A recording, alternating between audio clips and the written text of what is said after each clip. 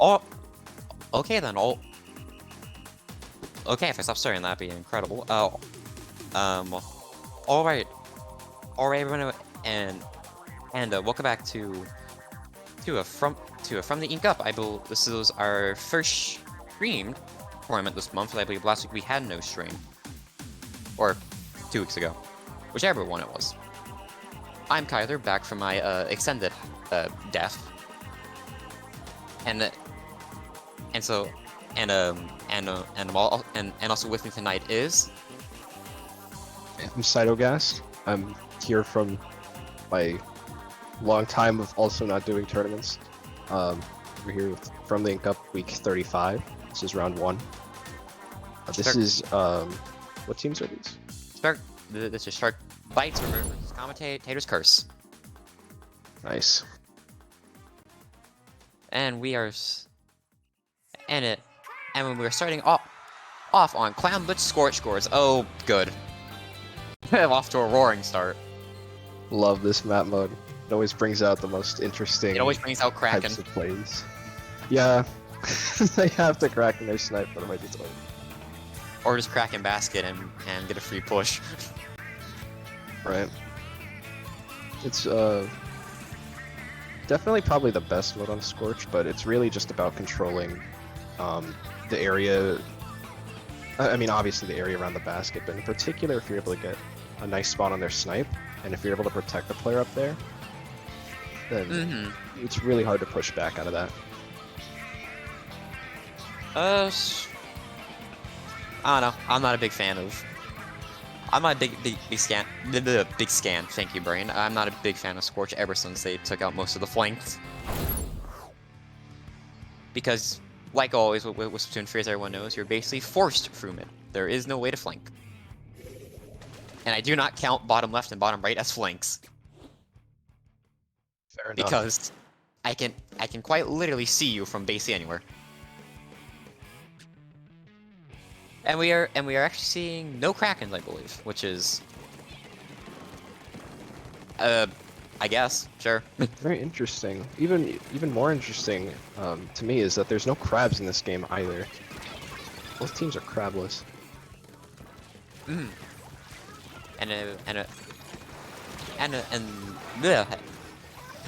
Okay, hold on.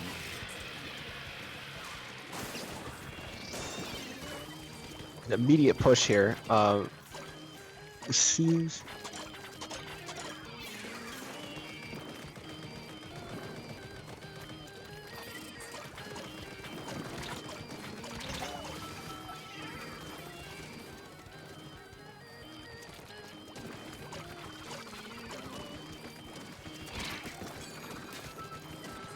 Oh, sorry about that. I had to quickly. Yes, we are seeing what I believe this is.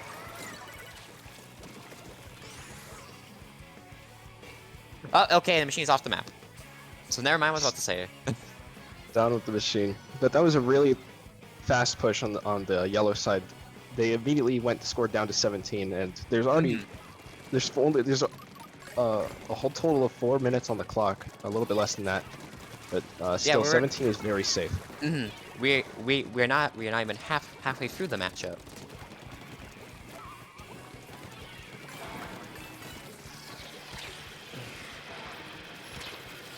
Okay, well, both sides have used their wells, and it would appear that the Gao is the Gao has on 2 kills. Is going further, but backs off, and instead goes to paint. We are reaching a neutral position here. Blue seems to be, they have the specials to move in with and potentially try and take back space, but they are now 1 down, and they're 2 down now. Their push is apparently is definitely stuffed out here, but the neutral position remains. And yes, and it's now time for I believe for Shark Bites to try and push back into mid.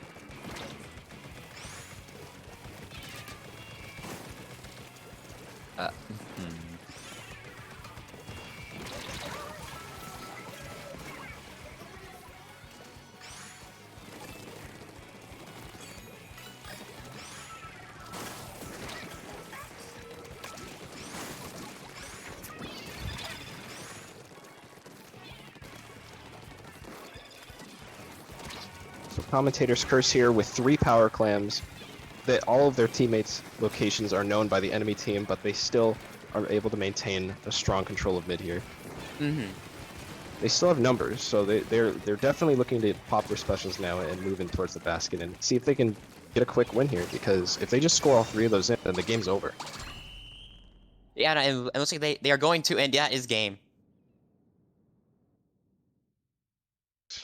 Very nice.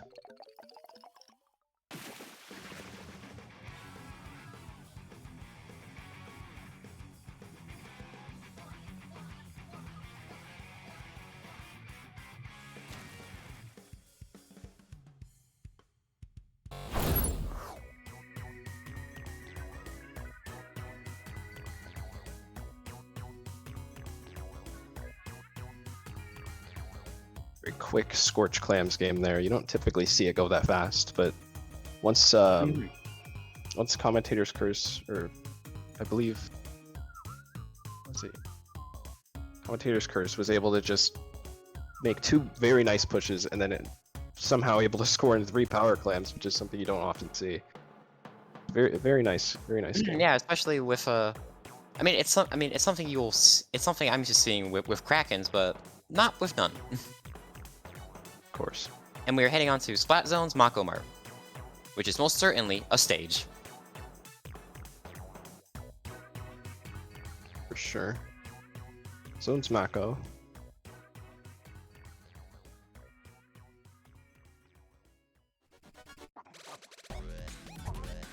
Okay, so when it comes to Zone Mako, when it comes to Mako Mart, I don't. For everyone who's going to be commentating in the past, I tend to hate everything. Zone's Mako is not exactly an exception, but I hate it slightly less than anything else. Because I can, in theory, at least flank. Unlike most maps. Of course. Yeah, the very nice thing about Mako is how much better it got in this game after they took out a lot of the maps from 2. And a lot of the newer maps people have been not so happy about. It's due to Nintendo's design philosophy for some reason changed halfway through development of the game, clearly. Which is I still greatly prefer all the trailer versions of maps. Of course. It definitely feels as though, like, between S2 and S3, they switched between the mindset of team-based gameplay around team-based gameplay, very team-based specials, and now they're going for very aggressive, like, you need specials to push forward. Hence the invincibility special being added to Kraken. But it's also a case of it's a case of where Nintendo's whole idea, if I recall correctly, was to try and force people. I forgot what the goal actually was, but well, they the Commentator's Curse has switched their comp up a little bit here. Now they've got a double fizzy comp and Torp Splat Bomb, which is a very good bombs to just throw out there, and it usually makes something happen. Yeah, so yes, especially with a double fizzy, that paints a lot. And Torp is there for just being annoying, and you have Splat Bomb because it's Splat Bomb. And on top of that we have seen both Pack and Core deploy. The Pack is trying to find picks. Finds one pick on what I think was the Nautilus, putting Commentator's Curse at a disadvantage, I believe.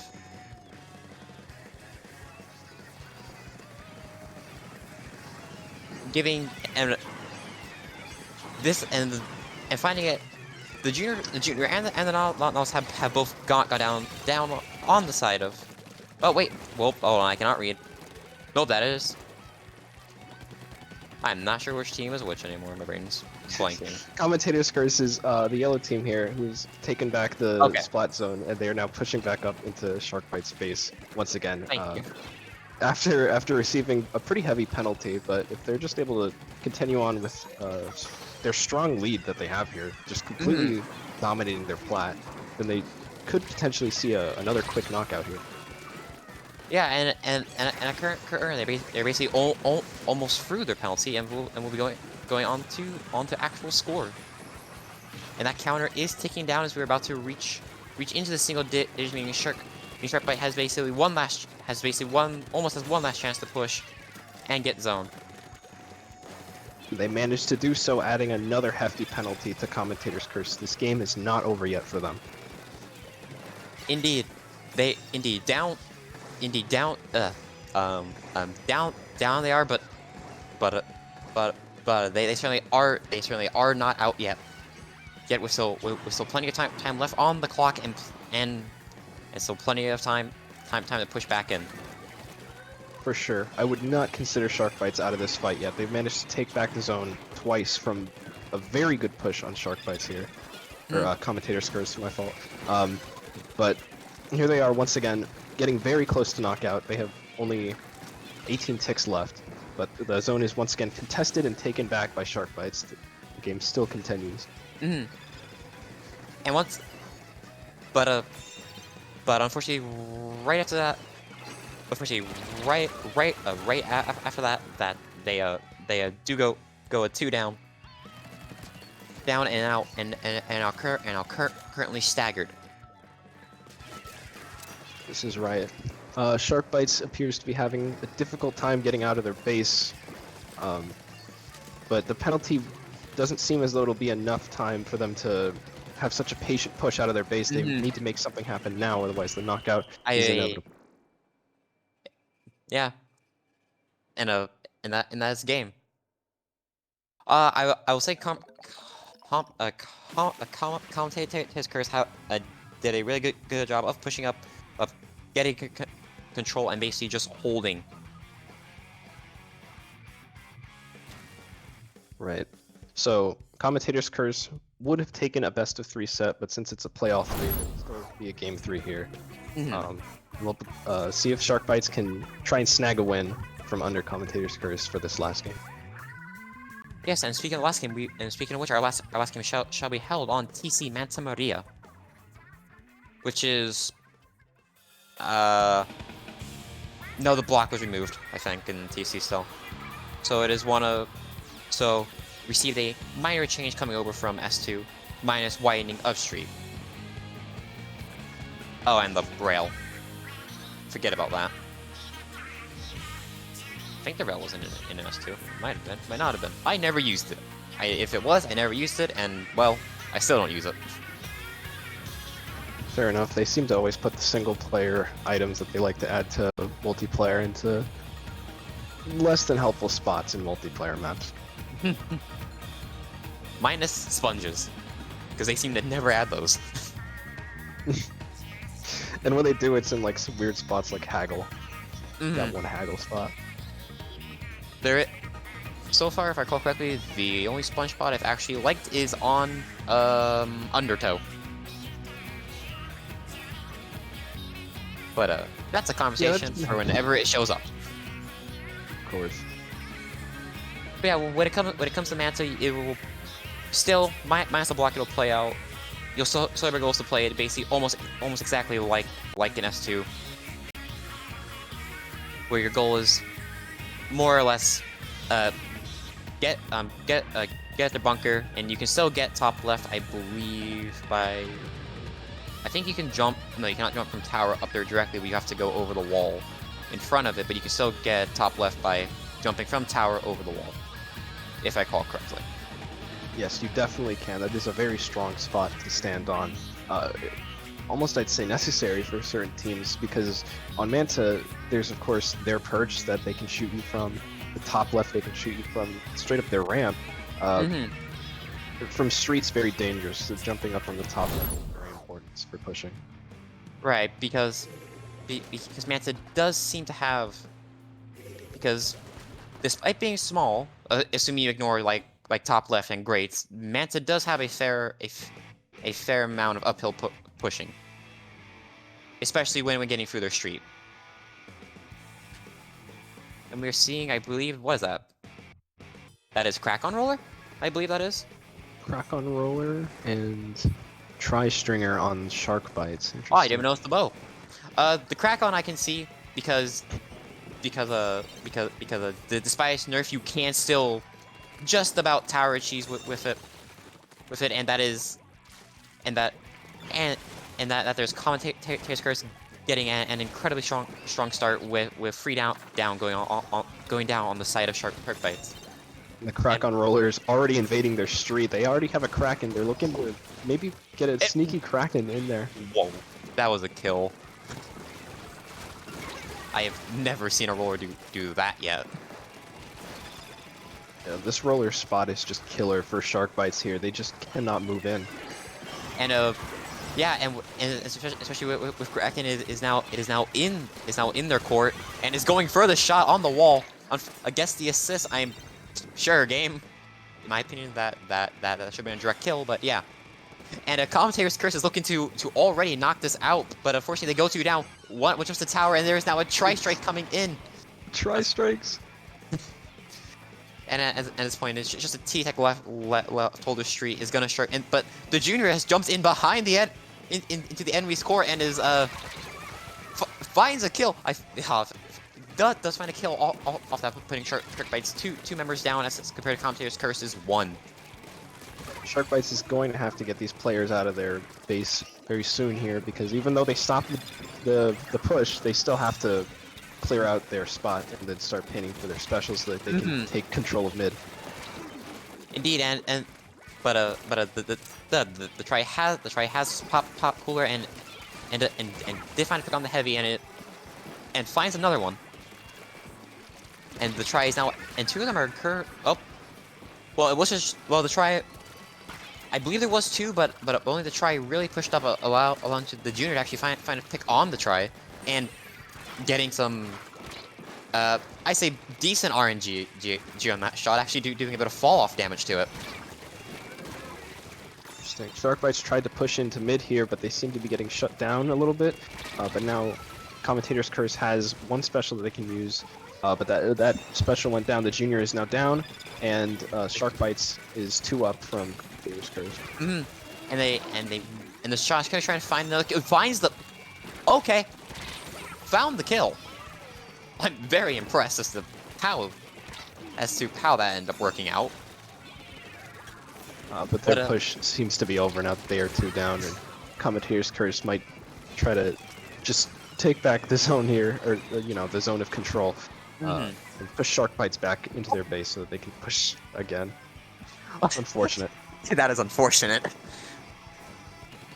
The shot shot a little too high there to get to paint the land properly.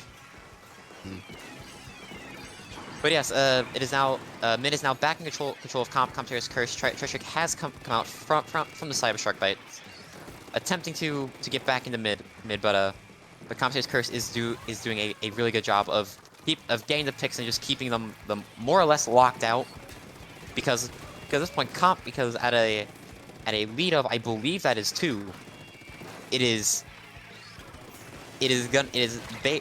are feeling confident in their push. Just allowing them to play the patience game and just wait out the clock. Of course, because a stalled game means a 1 game for Commentator's Curse, so they are very happy to stay in mid and continue trading off back and forth, and making sure the tower just doesn't move ever. That'll work out perfectly well for them. So Shark Bites will have to somehow find a way to get the picks that are absolutely necessary, but it doesn't seem that they are able to now that Commentator's Curse is trying to push in once again, maybe trying to go for a knockout here. And as we say that the roll deploy its Kraken is actually gonna fall back and not finding too much value from the Kraken. Still perfectly fine for Commentator's Curse, because as said, so long as they're able to make sure that the tower is safe and protected, even if it doesn't move, it'll work out for them. It's basically a game of keeping the tower in mid, and the junior does find the try, but that is 2 down on both sides, and game 3 goes to Commentator's Curse.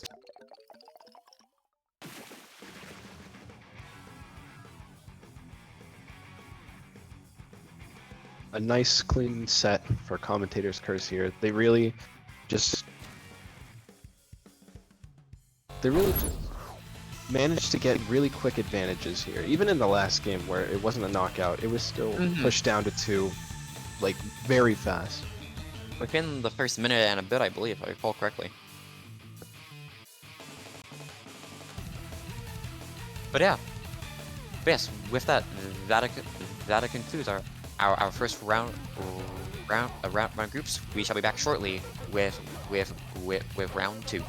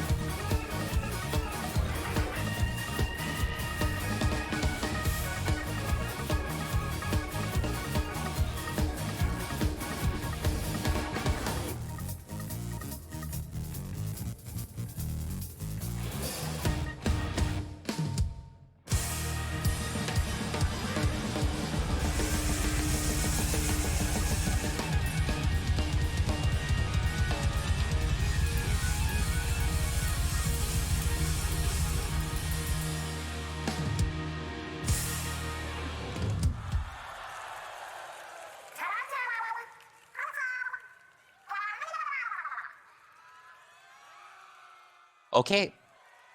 Okay then. Okay then, and welcome to round two of groups from the Ink Up. Here we have a Phosphor versus Ink Floyd. Nice. And my brain like shut off for a second. But yes, we are starting off on Rainmaker Humpback Pump Track. Anyone anyone familiar with Splatoon 2 should know exactly what to expect here. That's right. Hardy push definitely being needed here. I mean, obviously on most maps there is, but in here in particular, Humpback is a very interesting type of map in which it encourages flanks, unlike most Destiny maps. And They even redesigned left side's flank. this is true. Rapid Pro Deco here. And Interesting Wiper pick. Deco. Meaning we are seeing a Phosphor running a more or less double back double front comp versus triple front single back on the side of Pink Floyd. Interesting here. I'm intrigued to see how Rapid Pro is going to play around the hump in the middle of Humpback here. Yeah, I've seen a normal rapid on this map before, but I've never seen a Rapid Pro thing. Phosphor seems to have the advantage here, even despite being one down, but they're taking a lot of space here. And it seems the BPs have actually traded this out, and they are still, and well, that is freed out, and that's a team wipe on the side of Pink Floyd. Zook comes out a little early to try and keep the BP out of the game. I would say that's a bit of a wait. Well, bit early, but does find one. And the Still and a the very shot clean finds. first check. Shot finds two actually, and it's gonna rotate back around, and we are seeing the classic ink blot route onto the rail and almost to goal, and that and so close. so close. And for Humpback, this is, well, for a first push, you couldn't ask for much better except the KO. Exactly, a very quick and necessary push there for Phosphor to just push in the Rainmaker as far as they possibly could, given the chance. Now that now Ink Floyd's gonna need a knockout here to even hope to win. Which already Phosphor is, well, I was saying it. Ink Floyd already got the second check back here, so the game is now in a more strong state for them. Let's find one, meaning they can get points on the outcome. Well, never mind. Strikes are dead. Their numbers are still even. They can potentially inch their way towards the Rainmaker, but the points aren't so important right now. What they need is to prepare to knock out here. And the boys he gets through just the rapid. No. Oh no! No. Oh no. So close. Oh, that would have been such a godly push if the circumstances were any different. I believe the rapid save did a save the match by just barely having enough range to actually AoE on the pedestal. Exactly. So close yet so far. I'm pretty sure they pushed to 1, but solely because Phosphor here got scored down to 1 first. They still have the lead. Yes, because Splatoon does not like ties. Of course. But Phosphor is now once again pushing the right side. Both teams seem to really like this right side. Even though the Rainmaker finds one, but I believe the pack might finish off the Rainmaker. And the Rainmaker is saved just barely by the is 2 down on the side of Ink Floyd again, and the rain is backing up, but with so little time left, I would recommend getting away from your Ink Jet. Of course, at this point, you kind of just have to get the Rainmaker in a good spot for you to explode. Like that. The Rainmaker took the ball point most of it. Oh my god. Yeah, that interesting decision. That happens occasionally. You hate to see it, but nevertheless, both are back and actually one up on this when compared to Ink Floyd. Right. Once again, once you're in such an advantage like this, you would be happy to stall out the game for as long as you can. And Mhm. that appears to be the game plan of Phosphor if they're able to, now that there's only 1 minute on the clock left. Yeah, I mean, especially on a humpback with well, with Ray no longer existing, and that was unfortunate. They have Phosphor has 3 specials here. They could probably possibly just zone out Ink Floyd for the rest of the time, but they seem to be slowly pushing even now. I believe if I had to guess, they're probably going to try and move it into the classic bottom right corner, where you tend to see, where in Splatoon 2 we used to see a lot of stalling, but well, the Katana had other thoughts, and so did the shot. That essentially gives Ink Floyd one more chance to go for a knockout here, but they are unfortunately wiped at this point. So Phosphor is likely. Phosphor's likely just going to hold the Rainmaker and stall in mid here, and Ink Floyd's going to have to just try to push in with whatever they have now that they have 4 seconds left. There's not much time left. They're either going to have to push or just Oh my god. The nuke arrived a little too late, but yeah, the oh my. Very close. Just a big patch of blue. Absolutely love these 99 to 98 games. That was insane. With the rapid AOE, as I said, I believe barely preventing the knockout.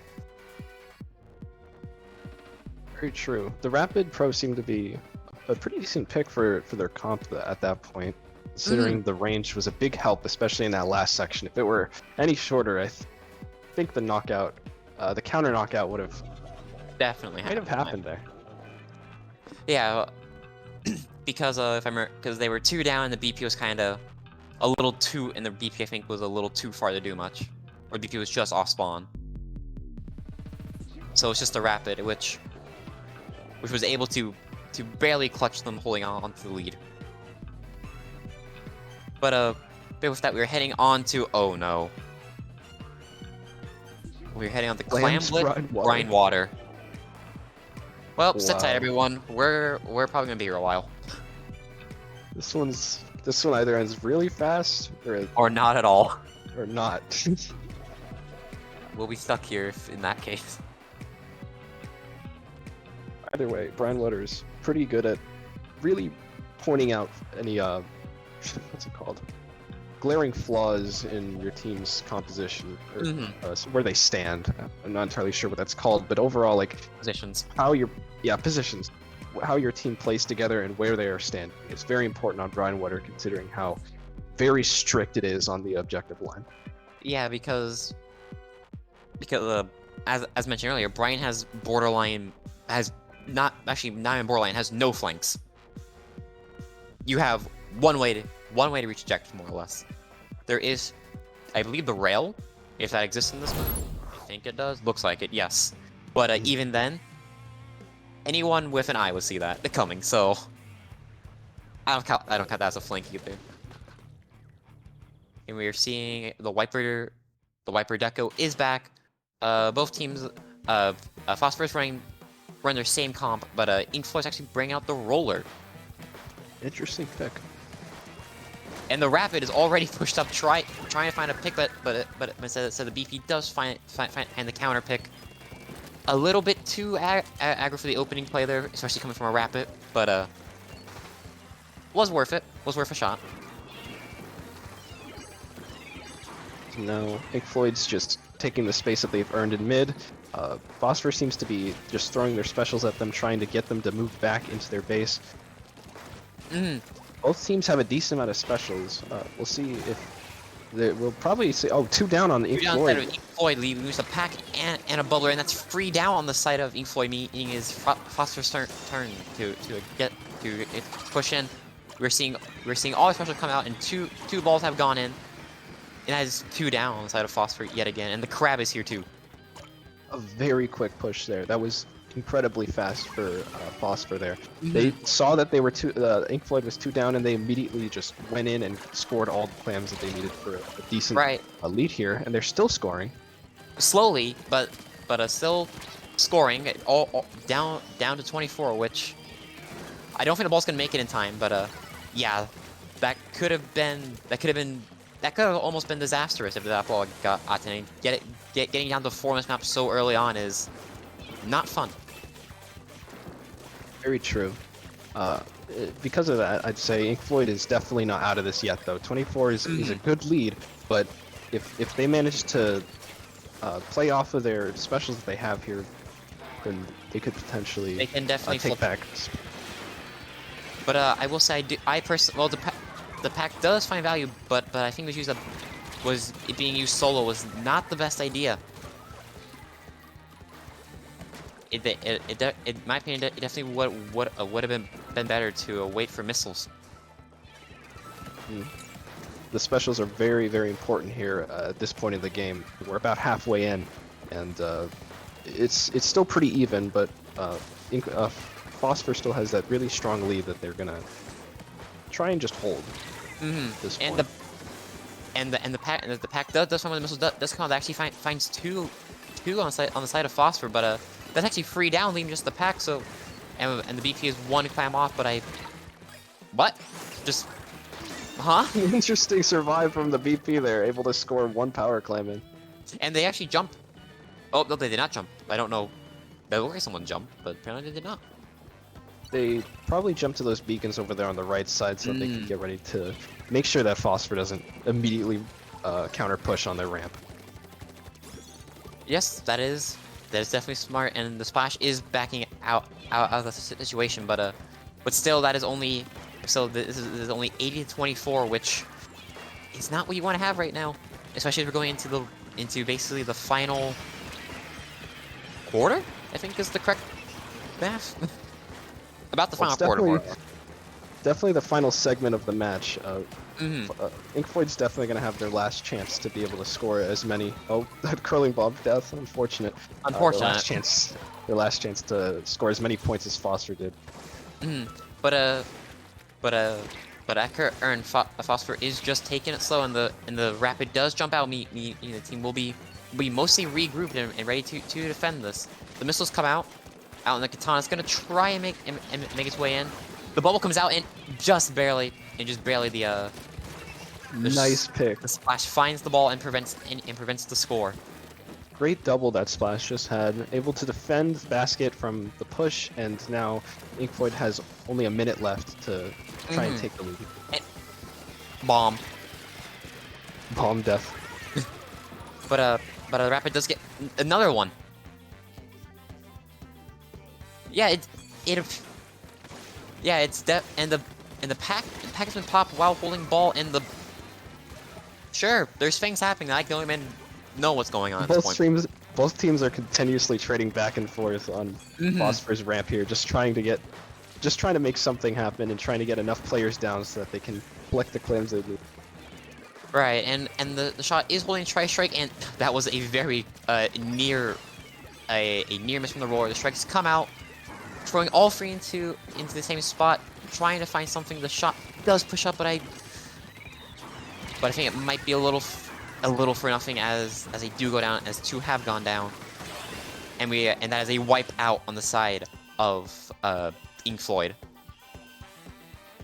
The overtime has been activated, but unfortunately, Ink Floyd does not appear to have enough time to get to the basket to score, and that's 2-0 for Phosphor here. A nice game. Right. Very, very well played on the side of Phosphor. Just throughout most of it, it seems to be Phosphor is just kind of using the range of both Rapid and a BP to just slowly push back Ink Floyd and just gradually take control, much like you would see in S2 actually, which is a play style that still very much works in this game, but you can also go Splatoon 1 style. So it's a matter of pick your style of comp you want in this game, regardless of the map design. Right. Definitely one of the best times as far as the meta is in this game currently. Even Yes. though, even despite this being a low-level tournament, high level does eventually ripple back down to a low level as far as comp choices and overall strength of weapons in Mhm. relation to where the game is currently. And right now, it's looking pretty healthy. There's a lot of different picks. Rapid Pro Deco is a very interesting weapon that surely works now versus earlier seasons. And I believe, if I recall correctly, we're starting to see Zaps reappear in higher levels of gameplay. I know, especially on the JP side, we're starting to see them again. So, slowly but surely, the meta is shifting. I'm personally fine with either style of play. Your Splatoon 1 style, which is which is overall weaker and less team coordinated, but it does tend to lead to a lot more kills and a lot more pressure compared to S2's slower, more team-based, methodical method of cycling specials and slowly pushing your way back in. But either way, both both both both have their place depending on the team and what they want to run. And that is, oh, we're seeing the Wiper Deco switch out for V Wiper and a Flingza come out instead. Interesting. And Interesting. Umami Zones, very good tent and missile map. mm-hmm. But we are seeing Phosphor basically just stick with the same comp because, hey, if it ain't broke, don't fix it. Ain't that the truth? And there's 3 down on Ink Floyd already. Phosphor's doing their usual, very fast, very good, very effective first push. Where they just get into the enemy base and then just try and score as many points as they can. Indeed. Especially with the splash positioning as aggros, and that is free down, and that is free down, and that is actually a delayed team wipe on the side of Ink Floyd and Phosphor is basically set up in their base. The stamp is going places. But Very true. Umami is a very dangerous map to be locked out on, considering the left drop basically always equals death, and then you somehow have to get through that choke point. right, which is very hard to do without like coordinating specials or just feeding in, and that is another, and it's basically just a pack, and it's just a pack left. Well, never mind, pack's dead, and that is match. Very fast zones game here. That's typical Umami zones, how it usually turns out. But a nice 3-0 for Phosphor. Both teams played really well.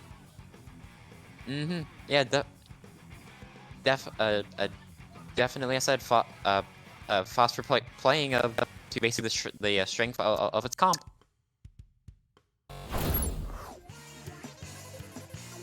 All right then.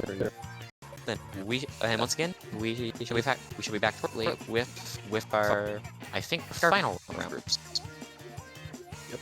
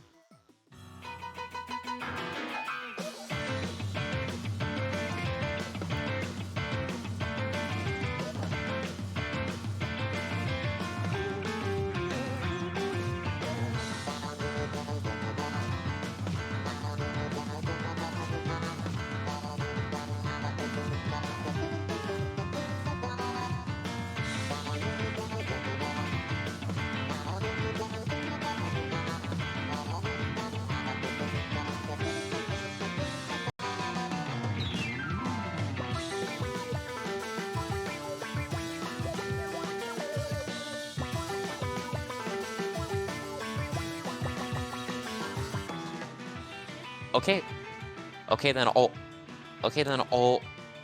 All right, everyone, and welcome to the final round, the round of groups, from the week up 35, I think.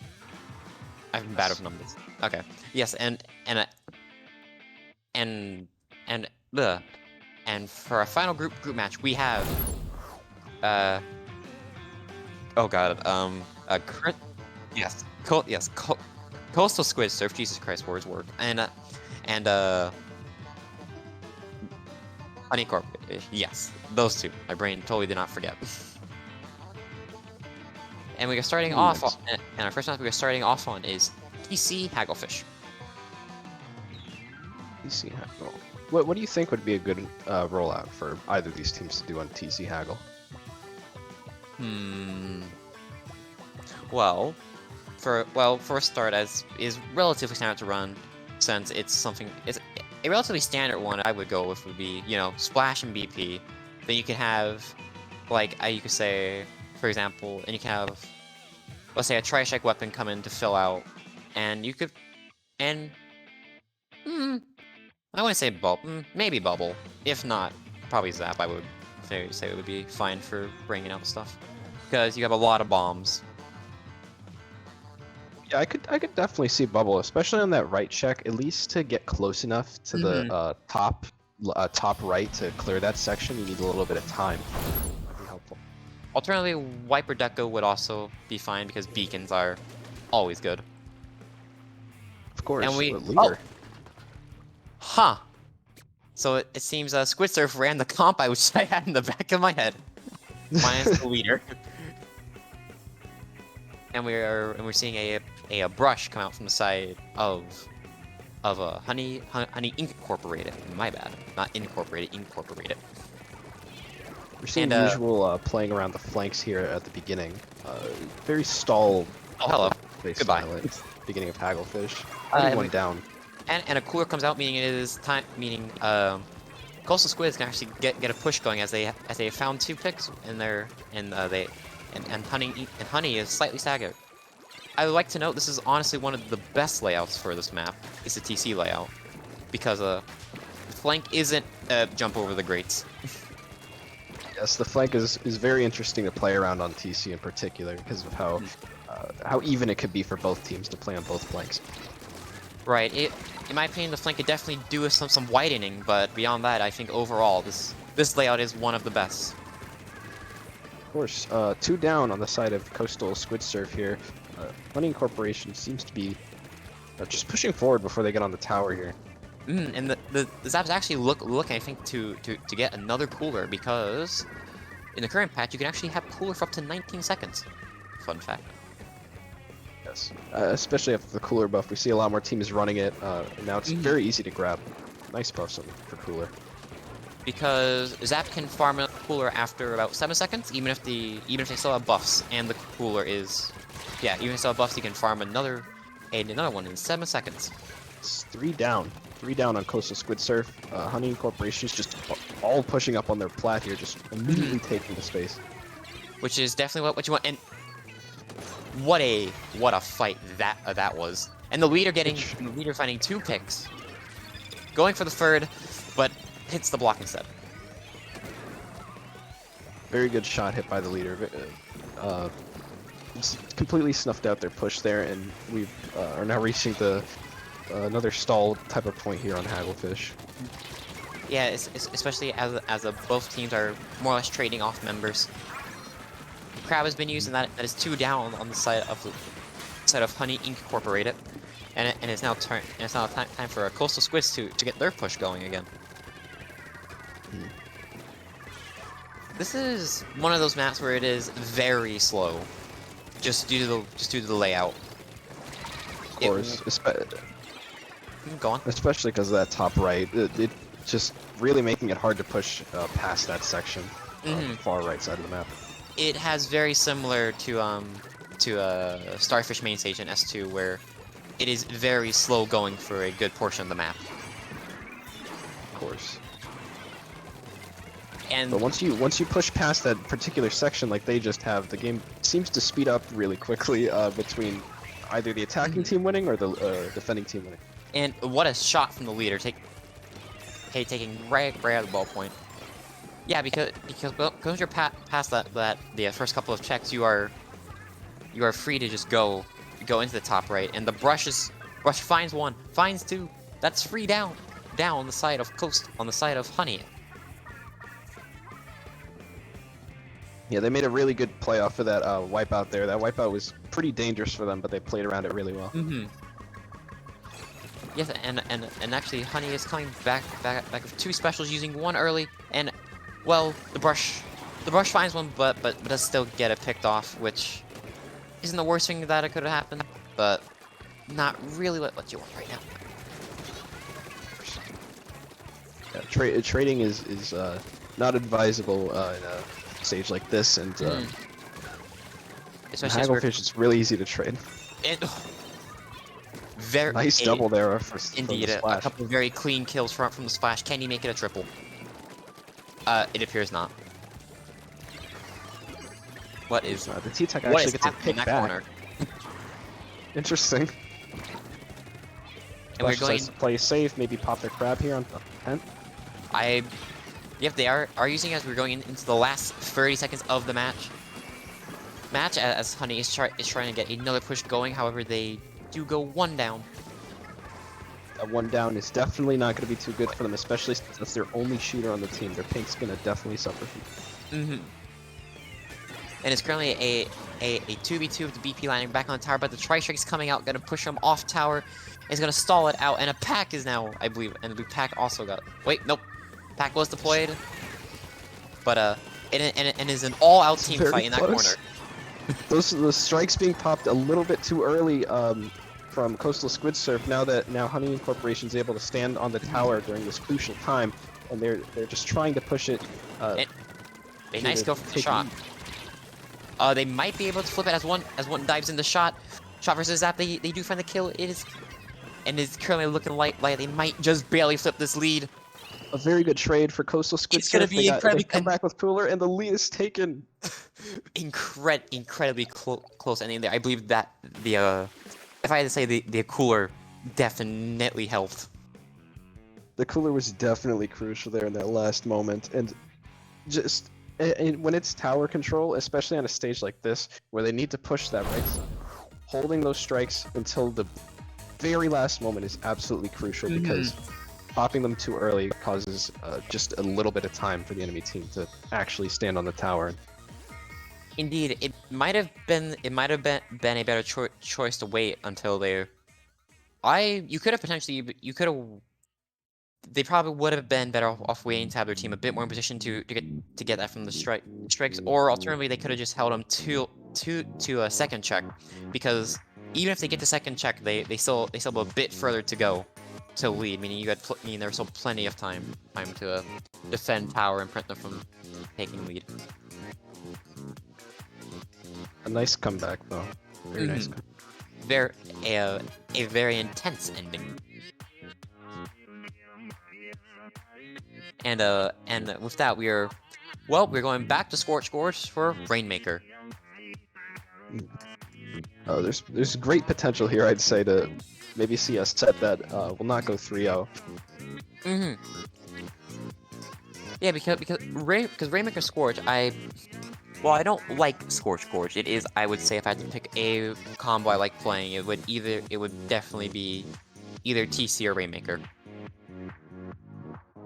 Interesting. We see Scorch again. Rainmaker.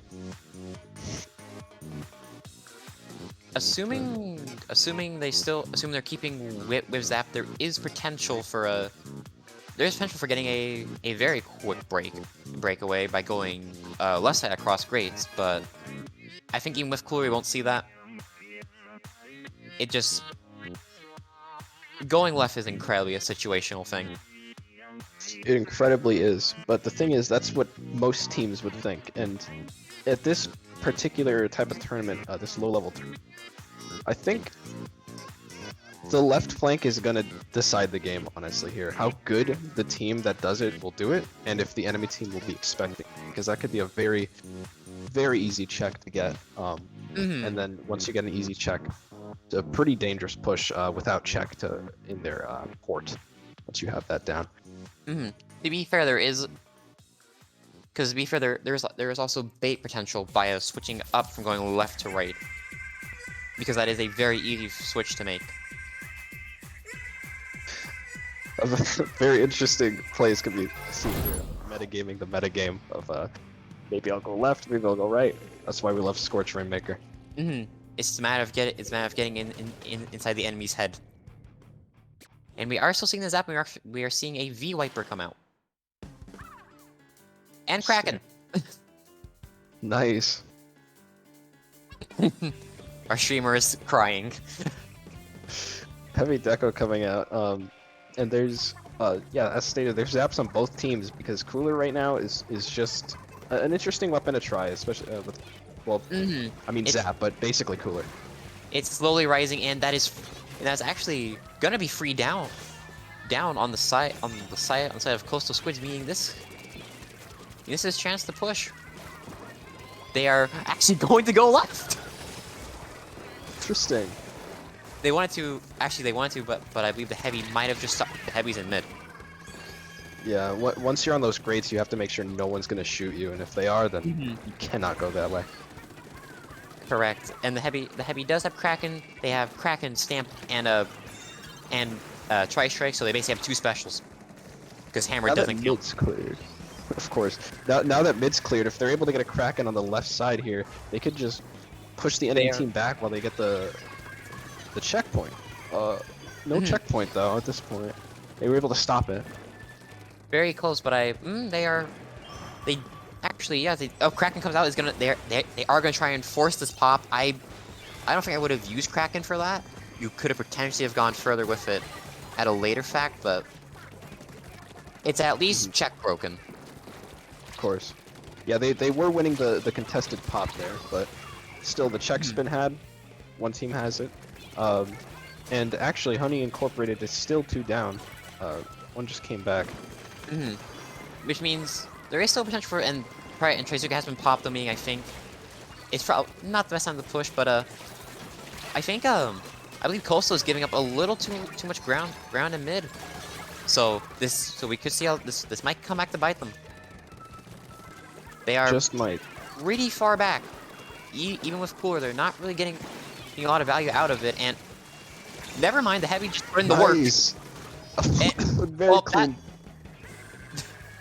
Very clean inkjet kill there. That was awesome. Very clean indeed. Yeah, the heavy decided to put in the work as the katana is now itself gonna push up, and are they good? No, they're not.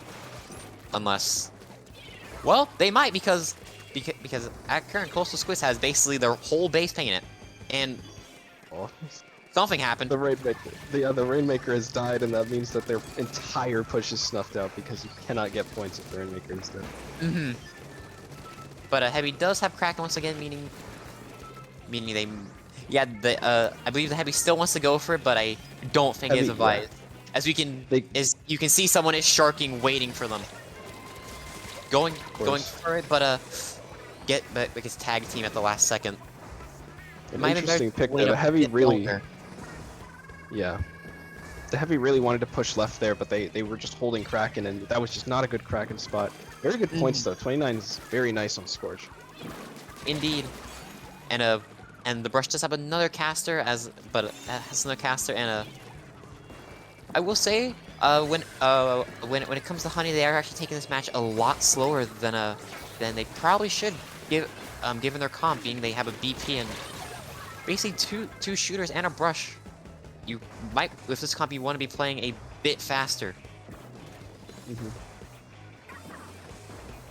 And Stamp has come out, is going to try and do something. Oh, well, it tried. Well, the Stamp was snuffed out. But here comes the Kraken.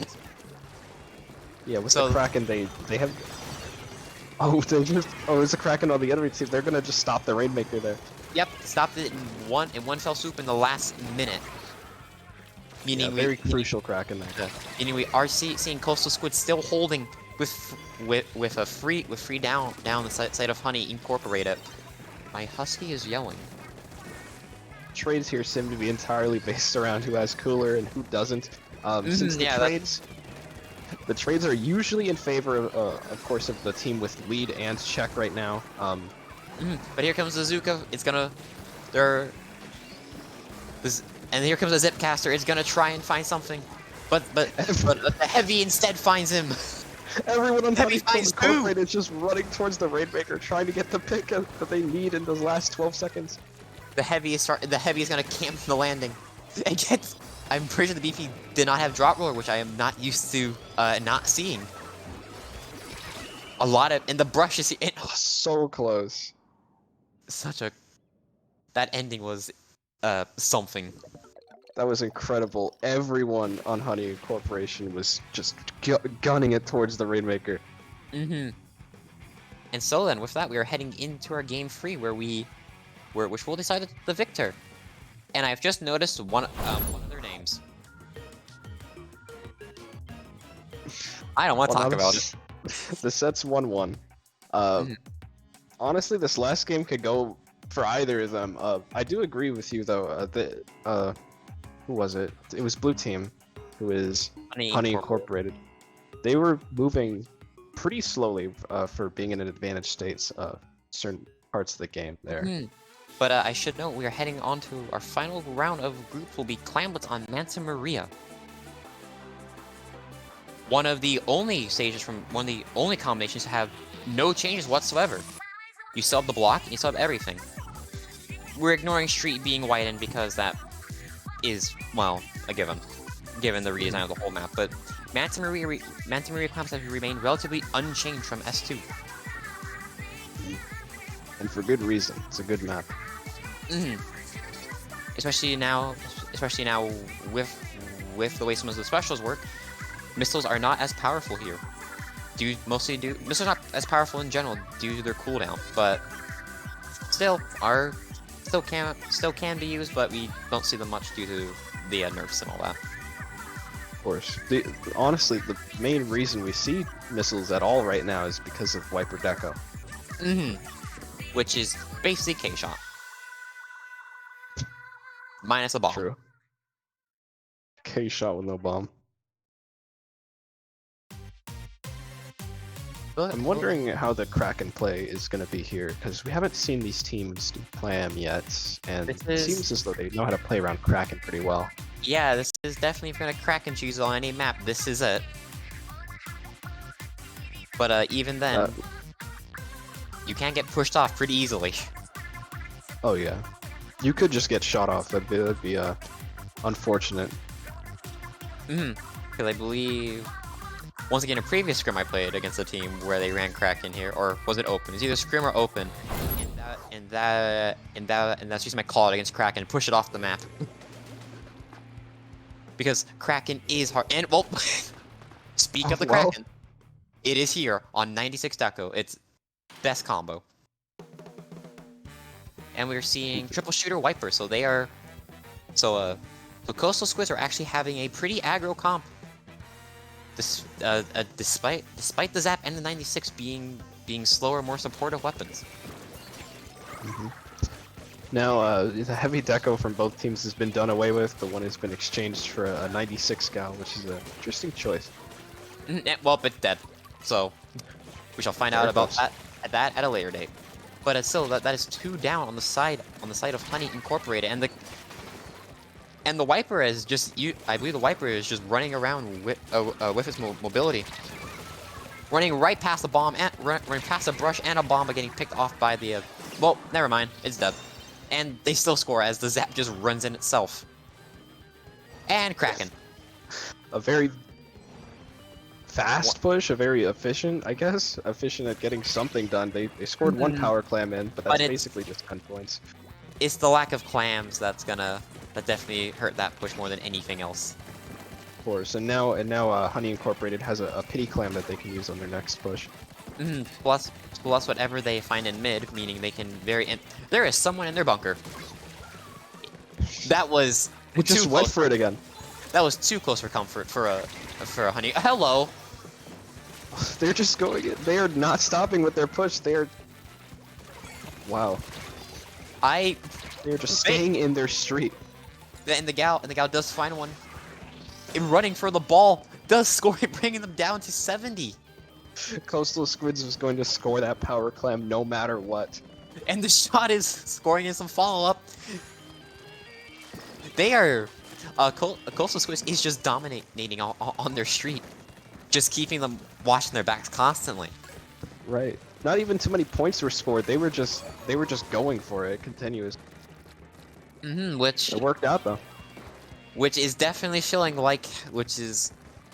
As someone who played Splatoon 1, I say this feels like what it would be like if Clamblitz was in S1. Just keep running in. If only. And the brush almost finding 2 off that. And... Well... Wait, what? I thought someone... Oh, hello, Pack. Okay, well, something happened. I thought someone died on, sooner than they did, but nope. Hello! I was gonna say it's still relatively even, but then there's the Kraken to just take out the power clam holder. And they're rushing their street again. They're gonna do their best to get in another ball, which is gonna slowly bring out the point. I believe we're in the 50s territory, and a cooler comes out, I mean the sap is gonna be back in basically no time. This is just absolutely incredible, like, type of play style that I just haven't seen before. They just keep rushing their street, and they're just saying, I dare you to fight back. Yeah, it's that. Yeah, I say Coastal Squids is doing exactly what a hunt, or yeah, doing exactly what they should have probably done game 1. And I believe and what I believe it was Honey should have done last game. Just keep going for it. As of the recent updates, the game is, honestly, from what I've seen, only be getting faster, and to play this fast is definitely doing something good for them. Yeah, I mean, because in general, a Splatoon 3 is a much harder game to play than S1 or S2. It is very much different than either of the other two, in both good and bad ways. Unfortunately, netly, but still, you are seeing the beginning of basically what is probably going to be the standard for Splatoon comp going forward. Just as top level ripples downwards, in some ways, one could say low level shows some ripples of how it'll affect top level, or rather, just the entire scene as a whole. The game is the same all the way up. What is going on? The bucket is cooking. They sure are. But yeah, no, it's definitely a case of Splatoon 3 is a much harder game to play competitively than either of the other two. But it's been pretty stally since that other push that they the last push that they did. But we will have 3 seconds of overtime by the looks of it, with Honey having their ball, meaning it is go time for either team. And here comes a cool hello. one last push into their street, just trying to get that power clam in to end the game. Well, I mean, I think even then it doesn't matter because they're gonna end the crash. The Kraken, a very good plan there. Either way, whether you score the power clam or not, because you have stalled them for long enough to where they cannot leave their They would have had no time even if they had scored it. Wow. Quite the match, and yes, definitely quite the playstyle to look out for going forward throughout this tournament, and also in general, as some teams are starting to play faster and more aggro. Both teams, they're pretty close overall, but just at the end there, it's a matter of playing the game just a little bit faster and more aggro. But yes, it's a lot about the game currently. But yes, with that has concluded groups from the Ink Up week 32. I've been Kaiser. You find me on Twitter at Kaiser de Hudson, which should also be on stream still. And and Salem, go for it. I'm Cytogast, at Cytogast basically everywhere. On Twitch and Twitter, and that's basically it. All right then. And right then, so then with that from the ink up, shall be back shortly with bracket.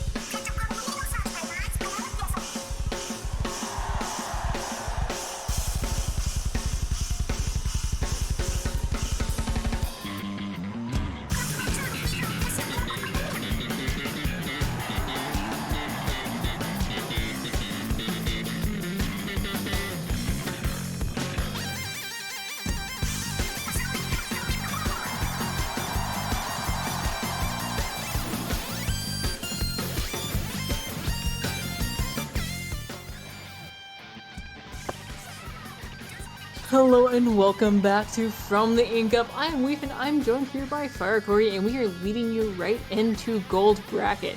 Now, Gold Bracket, of course, means that these teams place first in their group, and right now we are seeing it is going to be Star Dreamers versus Besties of Ice or Fire, Water, Ice. Is that the right order? One of those orders. And of course, these teams had some really good runs in their groups, being first. Besties of Fire, Ice, Water, the correct order, beat out Inca Ink, who Inca Ink has been having a really good run lately, placed very well in SOS. And then, of course, Star Dreamers beat out Commentator's Curse, which is a team that I was personally rooting for. We are going to get right into it, though. No time to waste. We are going into Barnacle and Dime first off. What do you think of these comps? How are we going to see? It's really interesting here to see the Wiper Deco combined with a double Splatling comp. I think with the combination of the paint from the Wiper Deco and the Splash can really support that kind of double Splatling comp here, and we see sort of more of a traditional comp here from the blue team with the T-Tech, the Splash, the Wiper Deco, and a ZNF. We see this opening... Sorry. Sorry, go ahead. You go ahead. Yeah, we see the opening take here by the blue team. I believe that is Besties, or is that Star Dreamers? Sure.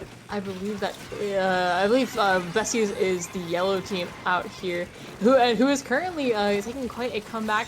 Star Dreamers had a good first take, but now Besties of Fire, Ice, Water had the ability to get two down and are starting to move and not able to cap the zone for a certain period of time though, as Star Dreamers is able to make their way right back in and start contesting.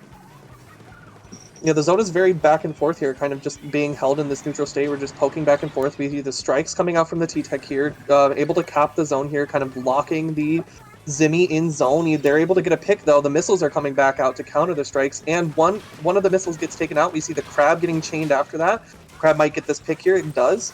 The Crab's slowly rolling forward here as they're going to try to attempt a lockout.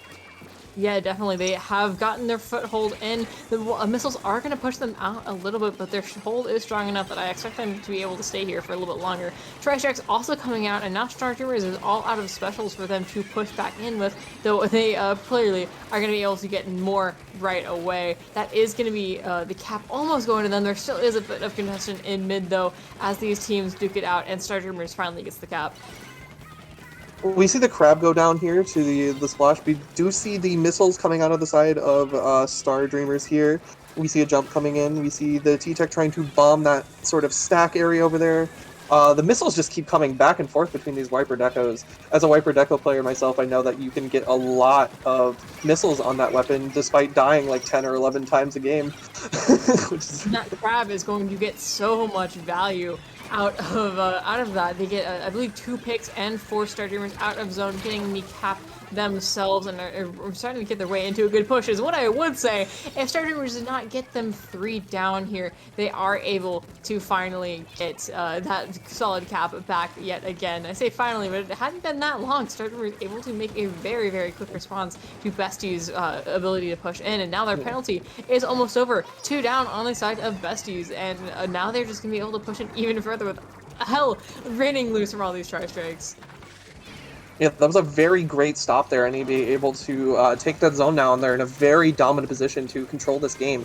We see the Crab up in that top area up there, getting in some pressure, not really doing too much though, but we see the Charger get a pick there. We see a trying to take back control of their stack here. The Charger's getting a little bit locked out. We see an amazing another pick here as they go down, as the Splash is getting a pick but goes down themselves. We're 2 up on the sides of Besties, and the game goes to Star Dreamers. Yeah, it was really, really good pushes. Besties was able to get the you can see, look at Spawn, and they were just the Wiper Deco painting for missiles. You can see that very distinctive path.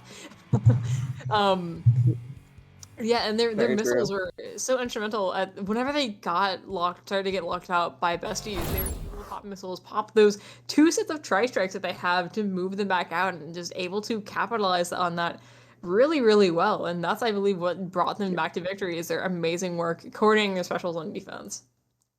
Yeah, they had a very, very good sort of idea of how to chain their specials. They would chain a missile into like a crab into a strike. So it's like the missiles move them back, the crab holds that space in mid, and then the strikes pushes them back even further. It was great coordination from the side of Star Dreamer. Yeah, 100%. And now that we know what these two teams are running, we can start to speculate what they're going to run next. We are going to be going to tower control on Mako Mart as the teams are subbing out players, it seems. Well, as this goes, we see the Charger, which isn't something you see too often. I know when ZNF first came out, people were thinking that it was gonna shake up the meta a little bit and kind of take over E-liter, but it just doesn't have the strong, the high highs that E-liter has, while still suffering from a lot of the same lows. And not having like the special consistency that you kind of want from a weapon that has tri-strikes has led it to kind of fall out of favor. So you don't see it too often, but we did see that Charger player pretty excel pretty hard. They're able to also, in addition to on their defense, just was able to lock out the enemy team and make it really hard for them to enter back in. Yeah, I definitely hope that we see the Charger again. I think that when we're going into tower control Mako Mart here, strikes are obviously amazing on tower. And in Mako Mart specifically, striking their plat and their stack are very key positions on the map to be able to get that tower through those really, really hard checkpoints in the early parts of the tower path. The Charger was also just like playing extremely well. One thing about ZNF that I don't think people give it a lot of credit is that it doesn't really die often in strikes, as strikes on frontline weapons such as T-Tech and Slosher sometimes just get canceled because they have to pop strikes in an unfortunate position. Yeah, 100%. So yeah, you're really kind of doing exactly kind of what like the backline's role is of just holding that pivotal special. Tri strikes are kind of wishy-washy in terms of how much I'm trying to like to describe it like have that pivotal special like I don't know. I lost my How much train of thought value depending on completely. the map, like the map and Yeah, the mode, yeah, yeah. exactly. For sure. I I definitely think I we'll don't know maybe how. see a switch from the T-Tech to like a Neo Splash possibly. Neo Splash on tower is really strong for another It has strike to, option. it also depends on what they're doing with their roster here. We have the view of the lobby, and we're seeing a lot of swapping outs. True, we could see a totally wildly different comp. Um, Once again, I do think the maybe we'll see the Wiper Decos again. I think Wiper Deco is like a really interesting weapon in the current meta right now. I think it's good on almost every map mode. The one issue with it is that you need to support it with weapons that have bombs, because if you struggle to have bombs, you're going to have a hard time on defense. Yeah, definitely. It's interesting. I noticed also on like last game they ran the double splatling, and which was interesting because besties really struggled on that retake there, and it really doesn't help when you have a weapon that has but like additionally to a backline, instead of having a weapon that has something to break in, you have a weapon with toxic mist and bubble, which I don't think really helped too many of their issues there, but it all Yeah, depends on how they play as well because their comps comp was are not really everything. their comp was really really designed around kind of just holding that space, because you see like you have the heavy and the Zimmy to sort of bunker down, put down that bubble, put down that like long range offensive pressure from the heavy. But with the other team's comp, they had a lot of ways to push back in. So maybe we can see some adaptation from besties. In this game, we saw a lot of roster switching around, obviously. So maybe we'll see that sort of adaptation from a more bunkery down comp to sort of an aggressive comp, especially on a moving objective. Yeah, for sure, for sure. Do you have any particular thoughts on like your opinions on tower control Mako Mart? I mean, we have plenty of time Um, here. I personally think out of like the three Mako modes that are generally played, zones, tower, and clams, it's my least favorite. But that's just because I don't particularly like tower control that much due to the way that the special charge works. But I Exactly. think it's one of the best tower maps in the game, to be fair. It's a really huge struggle on those first checks, and we're obviously gonna about to see it as we're about to go into tower control Mako Mart. Yeah, if you have to play tower, play it here. And we do see the return of the Zimmy with the bubble being substantially more useful here on tower control, able to basically create a zone where your rider can't be touched, which means you have to get less control of the area in order to push in. But we do see the ZNF changed out for an E-leader, and I do believe that E-leader is going to provide a ton of pressure. But it may not be needed quite yet, as they're just doing a really good job at keeping the enemy team at bay. 2 down already on the side of besties. However, the shoe's on the other foot as well. Picks going out left and right. A lot of things happening. It looks like Star Dreamers pushed a little bit too hard, flew too close to the sun, and now they are down. It looks like Besties is able to get quite a bit of control in mid here. Yeah, we're seeing that that switch to that E leader, which has a really oppressive range on Mako. It can see a lot of power here. We're seeing these fizzy bombs for the machine, which I think is really amazing on power here, kind of bombing out that stack. We see the Inkjet unfortunately go out, which was a huge pick there for the side of Star Dreamers, getting that offensive pushback special out of the way here. We see the Crab almost shred that Booyah Bomb, almost get that down, but the Booyah Bomb does come out from the machine. We see that sort of get picked off there. We see the Zimmy up on the plat here, sort of trying to pressure the tower, whereas the ballpoint is focused on someone trying to flank into the base here as the Zimmy goes down and the Tri-Strikes come out. Now that his leader is moved up to right stack, it is all downhill from here for Besties. It's looking extremely bad for Besties here. They're going to have to do a lot to get back in.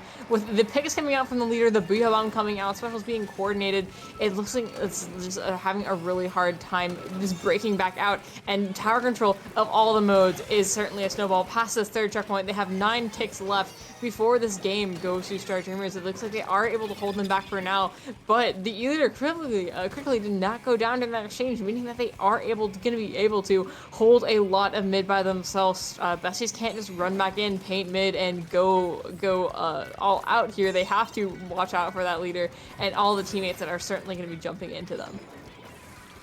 For sure. We see that Besties is trying to set up for this reverse push here. They're going to have to almost KO. Unfortunately, the Inkjet from the ballpoint gets immediately sniped out by the leader, but the leader gets traded on. We see the Zimmy popping bubble on this very pivotal checkpoint here. This is a really hard checkpoint to pass through, but the 52 with an expertly placed wall is able to get both of the people off the tower there. 52 is unfortunately getting flanked and goes down, but once again they get traded by the machine. And it looks like with 3 down and sort of people respawning on the side of Besties, it's sort of back into the neutral game.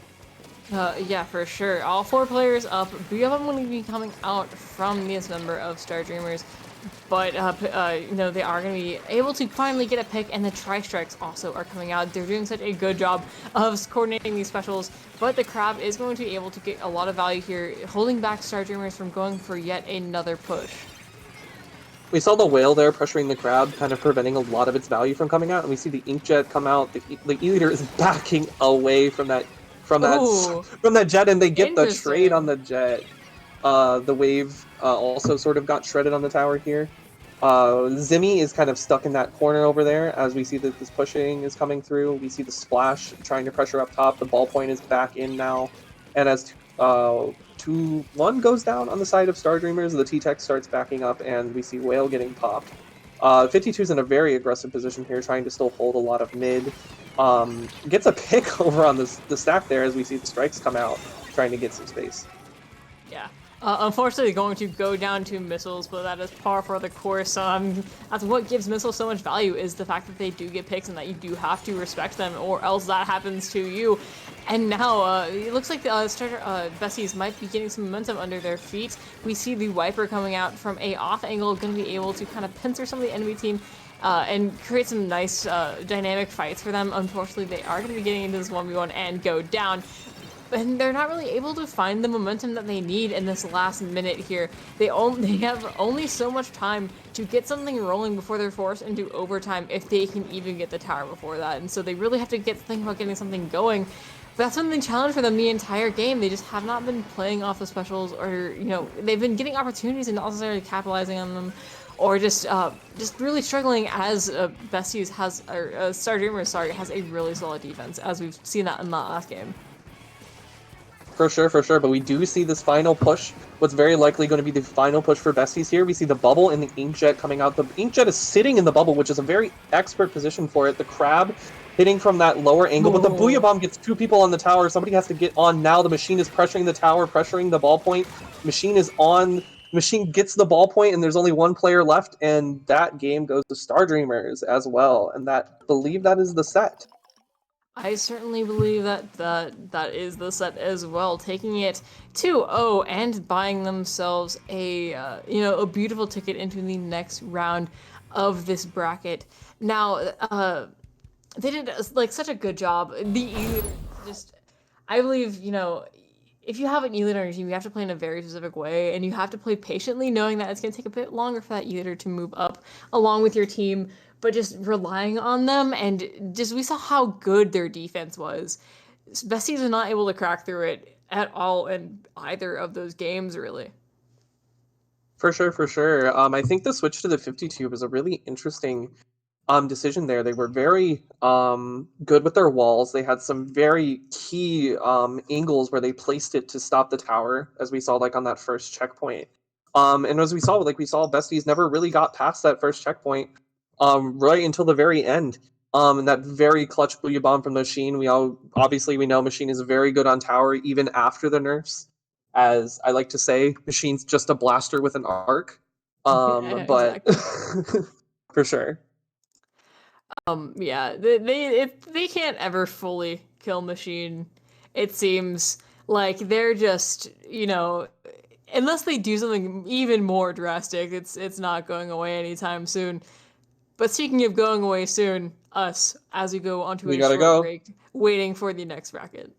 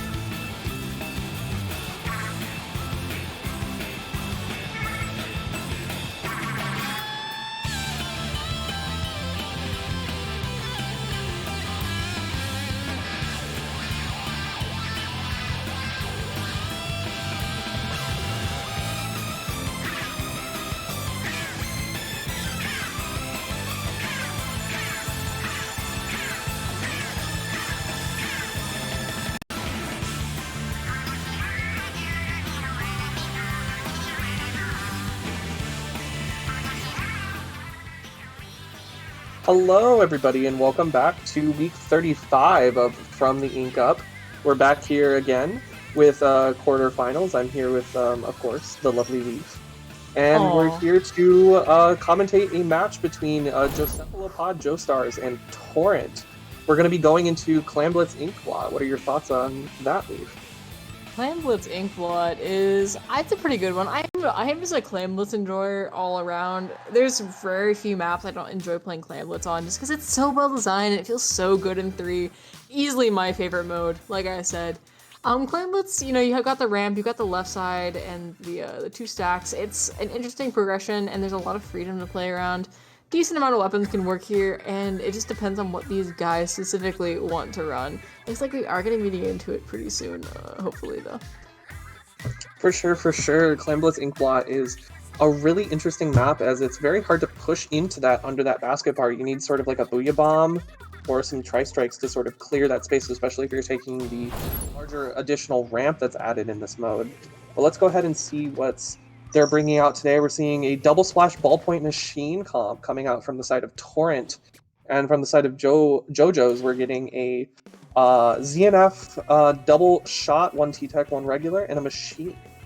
It's actually been it's been a hot minute since I've seen 2 splashes on the same team, or specifically V splashes, because, Crab Tank has fallen off a little bit at, indirectly nerfed, directly nerfed, several things, and Machine as well, gutted into the ground, and yet we still see 2 of them here. So Charger, once again, is a weapon that we haven't seen too often, and I feel like I need to switch over to play-by-play mode, because already it looks like Torrent is moving really fast and getting 3 down. The only thing they need left for a push is clams, and unfortunately it's going to take them a second to get there, and by the time that they get the clams that they need for a push, the players from Jocephalopod are already in and coming back. However, a double and nearly a triple by the clam buys them the space and the time and the clams that they need to go ahead and get an explosive push started. Yeah, we see they're almost halfway done with the basket here. We see the machine sort of fighting in bouts. We're seeing them take these defensive positions here, trying to make sure that they don't go down. They're expertly playing that. Unfortunately, the crab in flat takes down the machine, but they're both down 1 here. They're 3 up. We see, unfortunately, another one goes down as the machine is coming back in here. We see a Booyah getting thrown into stack, as Torrent is definitely keeping up the pressure here, for sure. Yeah, not really letting Jocephalopod take the space that they need back. One of the players immediately going down, and like you said, keeping up the pressure, a downpour of pressure, you might even say. A torrent of pressure, haha. They have another power clam, they have numbers, and they're already, coming right back onto the plat there. Tri-Strikes are going to disrupt this Crab Tank, but, and actually get the pick, but if that still applied pressure, still bought them some room, and just the amount of pressure that they are applying is truly just, a lot of it. It's a lot of it. We do, however, see here Torrent in sort of more of a defensive position. We see JoJo's is kind of taking that space. There's a lot of blue down in mid. Torrent is backed up to their plat. They were using those specials there defensively, that Inkjet and that Crab. We see 2 go down on the side of Torrent as the strikes come out from the ZNF here, and this looks like very much like a push coming out from JoJo's here, that we see the basket open, but the Booyah Bomb kind of clearing the bottom of basket. We can 2 going down on the side of JoJo's. We'll see if they can get any other clams, but it doesn't look very likely. Yeah, they did go 2 down, but they crucially are still keeping mid. It's not all over for them. They can still, catalyst another push off of this if they play their cards right. They almost have the Tri-Strikes at the ready, and then Zuka is going to go out and buy them some room to move in here. Over on the left, 2 picks going out. They're going to buy them a lot of space, like I said, and they still have the Tri-Strikes. We are going to come out, getting that crab in a nice fashion. And this is the time that they need. They don't quite get the clam in, it seems, though, and they do go 3 down with very, very little to show for it. And we just have this T-Tech running for their lives back into mid. Yeah. Unfortunately, with only 1 person up, it looks like the control of mid is going to go back to Torrent. That 1 clam push is unfortunate there. Torrent had the specials to sort of stop that push there. It looks like they had the follow-up, but they unfortunately went down here. However, this push is getting stopped by JoJo's here. 1 goes down on the side of Torrent. However, they still have a lot of clams. We see the Inkjet and the Crab coming out. 2 going down now on the side of JoJo's. As we see a power climb getting thrown up into their plat. It could possibly die if they can't grab that fast enough. However, there is a lot of yellow in JoJo's plat. We see one getting up into the bats. However, if someone goes down, they get the trade, however, and they do get that clam in. Getting up into bats there was a super good move. It allowed them to go around any of the players that might have contested them. They do eventually do go down, but they have the points on the board. I believe they broke through the penalty and are starting to get to the point where they are scoring. And crucially, they are just holding JoJo's back a lot. When you're pushing, they're not, and just keeping up the pressure here has allowed them to just not let JoJo's get back in. And when you're not getting back into mid, you're not being able to set yourself up for a push.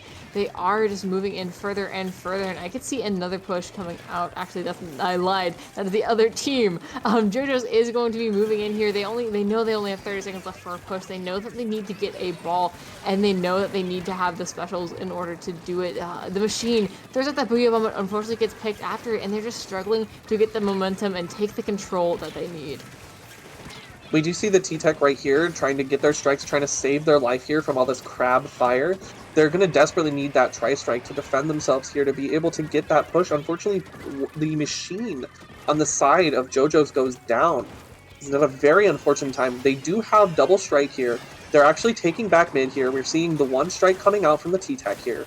The ZNF is still holding the strike. They get a pick with the strike. They have the ball thrown up to the T-Tech, and the T-Tech is running in the cover of the strikes. The basket is open, only 2 up on the side of JoJo's, however, and the machine goes down, and the shot is respawning, and it's very likely that this push is dead. Yeah, it's really, really unfortunate how close that they came to winning, but not quite. If that power clam had landed in, they would have made it. Unfortunately, they were a little bit hasty, it seems. That overtime timer clicks down so fast. It's only 20 seconds, which is nowhere near long enough to get a good push set up, but it just felt like they rushed it in a little bit too fast. They started to panic. I mean, the heat and the pressure under that, overtime spotlight is certainly intense, and I do not blame them for crumpling a little bit, but just being able to keep their cool there could have made it a very different game. For sure. JoJo's did have the very strong middle push there in the middle of the game. They were able to get that basket open, get a couple points in. They got it down to 70, and then right at the end, they were able to get it down very, very close. Just only a couple clams off. It was 57 to 53, so that would have taken 2 clams to decide the game there. I think, as you said, they were a little bit hasty. They popped specials maybe a little bit too early to sort of cover their space, cover their bases, get that space control in. And unfortunately, they lost a very close game. Well, maybe not unfortunately, fortunately. It's close. So they're still very much in this set. They still have a really great chance, and we're going to be going into, I believe, Splat Zone's Hagglefish. So what are your thoughts on that? It's a much slower mode, first off. You're not really going to be pushing anywhere past mid on this map. You can get up into their, that little, that little court area, but not much past that, or you're basically throwing that's just overextending. You don't get much value, and there's so little cover up in that area, and so this map is basically just a big fight in mid, and maybe you break away once or twice to the other sides. You're just using your specials, brute forcing it. And I mean, if we're gonna see a backline, this is where it's gonna be. Looks like. Yeah. We are gonna get right into it though. Seeing what these comps are a lot, we do see an E-liter slope, which is an absolute classic. This looks like a last season comp, while the other team, Torrent, is running something that we'd see a little bit more in this current season, switching off of one of their V splashes for a Neo splash. Still running the machine. Both teams are still running the machines, and they are, of course, running the ballpoint, which is going to have a lot of use in that inkjet being able to force its way in. Yeah, inkjet is very excellent on this map. It's going to be very interesting running that inkjet into the E-liter scope. However, we see currently there's one on each side. However, another goes down on the side of Torrent here. As the strikes are kind of holding the zone here, the machine unfortunately goes down, giving enough time for the people on Torrent to get back into the game here. As we see one of the splashes, the Neo splash here, is still just holding the zone on their own.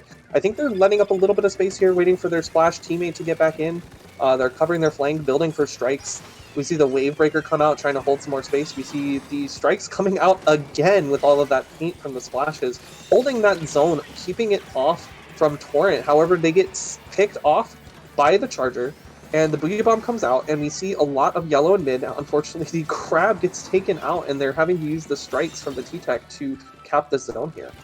Yes, Saphira is an E-leader to be respected. You respect that range or else you die, and it looks like they are going to be moving up in here, which is going to be very difficult for Torrent to deal with. They are going to have to use their specials to get them out. Looks like the Booyah Bomb is going to disrupt Jojo's defenses for a slight little bit, but it doesn't take too long for them to get that zone back and take the lead here. Crab gonna coming out onto the zone, gonna get picked off though because they're a little bit hasty, and the Booyah Bomb is gonna kind of seal the deal in getting them further and further in. Zone timer is ticking down, and Torrent is running out of time as the 50-point mark is being reached. We see this very, very early strikes coming out from the side of Torrent here. It didn't really take a lot. It was in front of the zone. It didn't really force a lot of people out of the way. They just sort of backed up and sort of held that space. We see, unfortunately, 2 go down on the side of Torrent. However, the Booyah Bomb sort of neutralizes the zone for a second as we have the Inkjet sort of getting a pick there, an amazing pick there. 2 picks, actually. But the timer is ticking down, and they need to tap the zone very soon, and they are able to do so. A little bit disappointing for JoJo, as I'm sure they were hoping to KO there and get the whole shebang over with, but there is 2 minutes and 30 seconds left in this game for Torrent to take things back, and if any team can do it, I believe Torrent is going to be capable.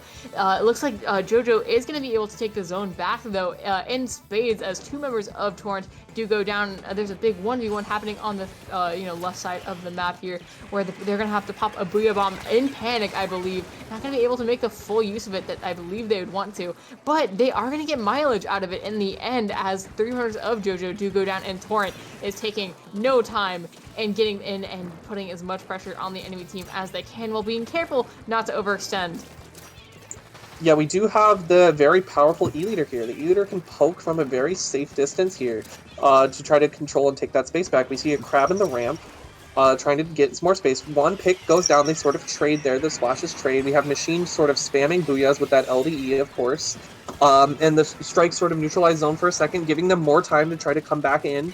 Machine is going for a very hard flank here and is able to get a pick or two, one pick at least. The zone is still in the control of Torrent, though, and they need to get the zone fast. It's just the BP, and it looks like they need to paint fast to get and they stop it before it gets down under 11, and this is a very, very close game here. Both teams now have penalty, and they have to sort of tick down and try to get through that to get back underneath. If you're JoJo there, your hands are starting to get very sweaty, as that game and your entire tournament run could have been taken out from under you in a split second, but they were able to make it work in the end. But now all they have to do is hold it. They have 1 minute left, but Torrent is not going to give up, even though they're so close to taking that game and, most likely getting the KO if JoJo was not able to contest there. They still have time. They still have to cut their way through a pretty big penalty. But, they almost did it once, and they believe that they can do it again. They have the special charge. They almost have their crab tank at their ready, and that crab tank is going to be able to put a lot of pressure under zone. But with the specials that are being popped out by JoJo's as well, the picks that are going out, it may be difficult. As Trice going out, and the picks actually are going well into Torrent's favor. They are going to get a near wipeout here. That is going to be a delayed wipeout, actually. And they have, JoJo's has to kind of rush at the zone. They have 10 seconds left before the lead is taken out from under them, and they either have to, deal with the fact that they've been KO'd or take the game back very, very fast. We see the zone flip back. The Torrent got the lead, however, and so we're going to have to see JoJo's go into overtime and keep the zone here. However, 2 go down on the side of JoJo's, and Torrent has the zone currently.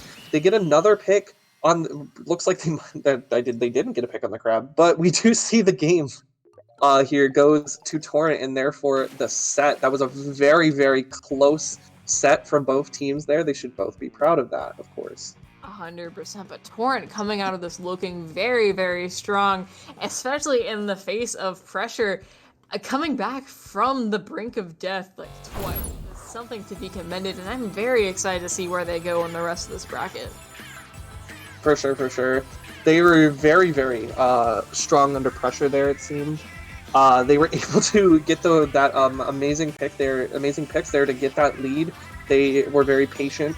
They sort of held their space well, and they didn't drop a lot. They didn't get really panic too hard, and I think that was the deciding factor there, is that lack of panic. They really sort of honed in and focused on like finding that opening when they can actually push through.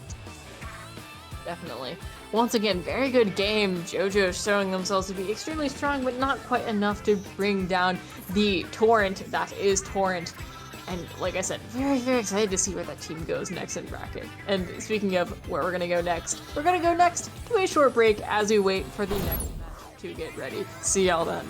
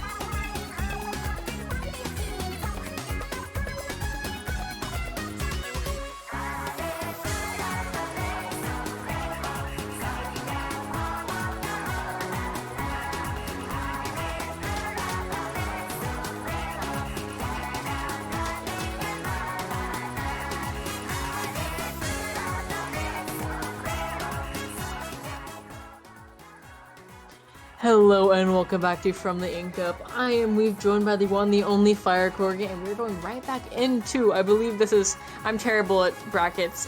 What stage is this? Semis. Is this semis? Awesome. And we are watching Taco Bell Breakfast Burrito versus Deep Blues. Now, I've never been a particular fan of Taco Bell, but that was a fantastic pickup name versus Deep Blues, who's apparently a pretty strong team going into this, of course. To be making it this far, both these teams have to be pretty formidable, so I'm excited to see them face off as we go further and further. Yes, this will definitely be an interesting matchup to watch. Of course, if you lose this game, you're not out. You will be going to the third place match to decide who is third and fourth place for tonight's gold bracket. We are going to be going into Rainmaker Museum de Alfonsino. It's definitely an interesting map. Museum is one of the best maps in the game, kind of pretty good on all of its modes. But what do you think of this particular museum?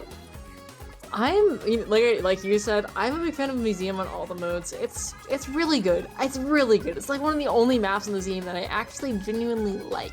And I don't know, it's pretty interesting. I like how you can make the jump if you get a good enough clearing, but it's not like the Hagglefish jump where it feels cheap. It actually feels like you have to earn it. Or as well, you can go around the right side and on the ramp and make it a little bit more difficult for yourself, but a little bit, easier of a time of not getting killed.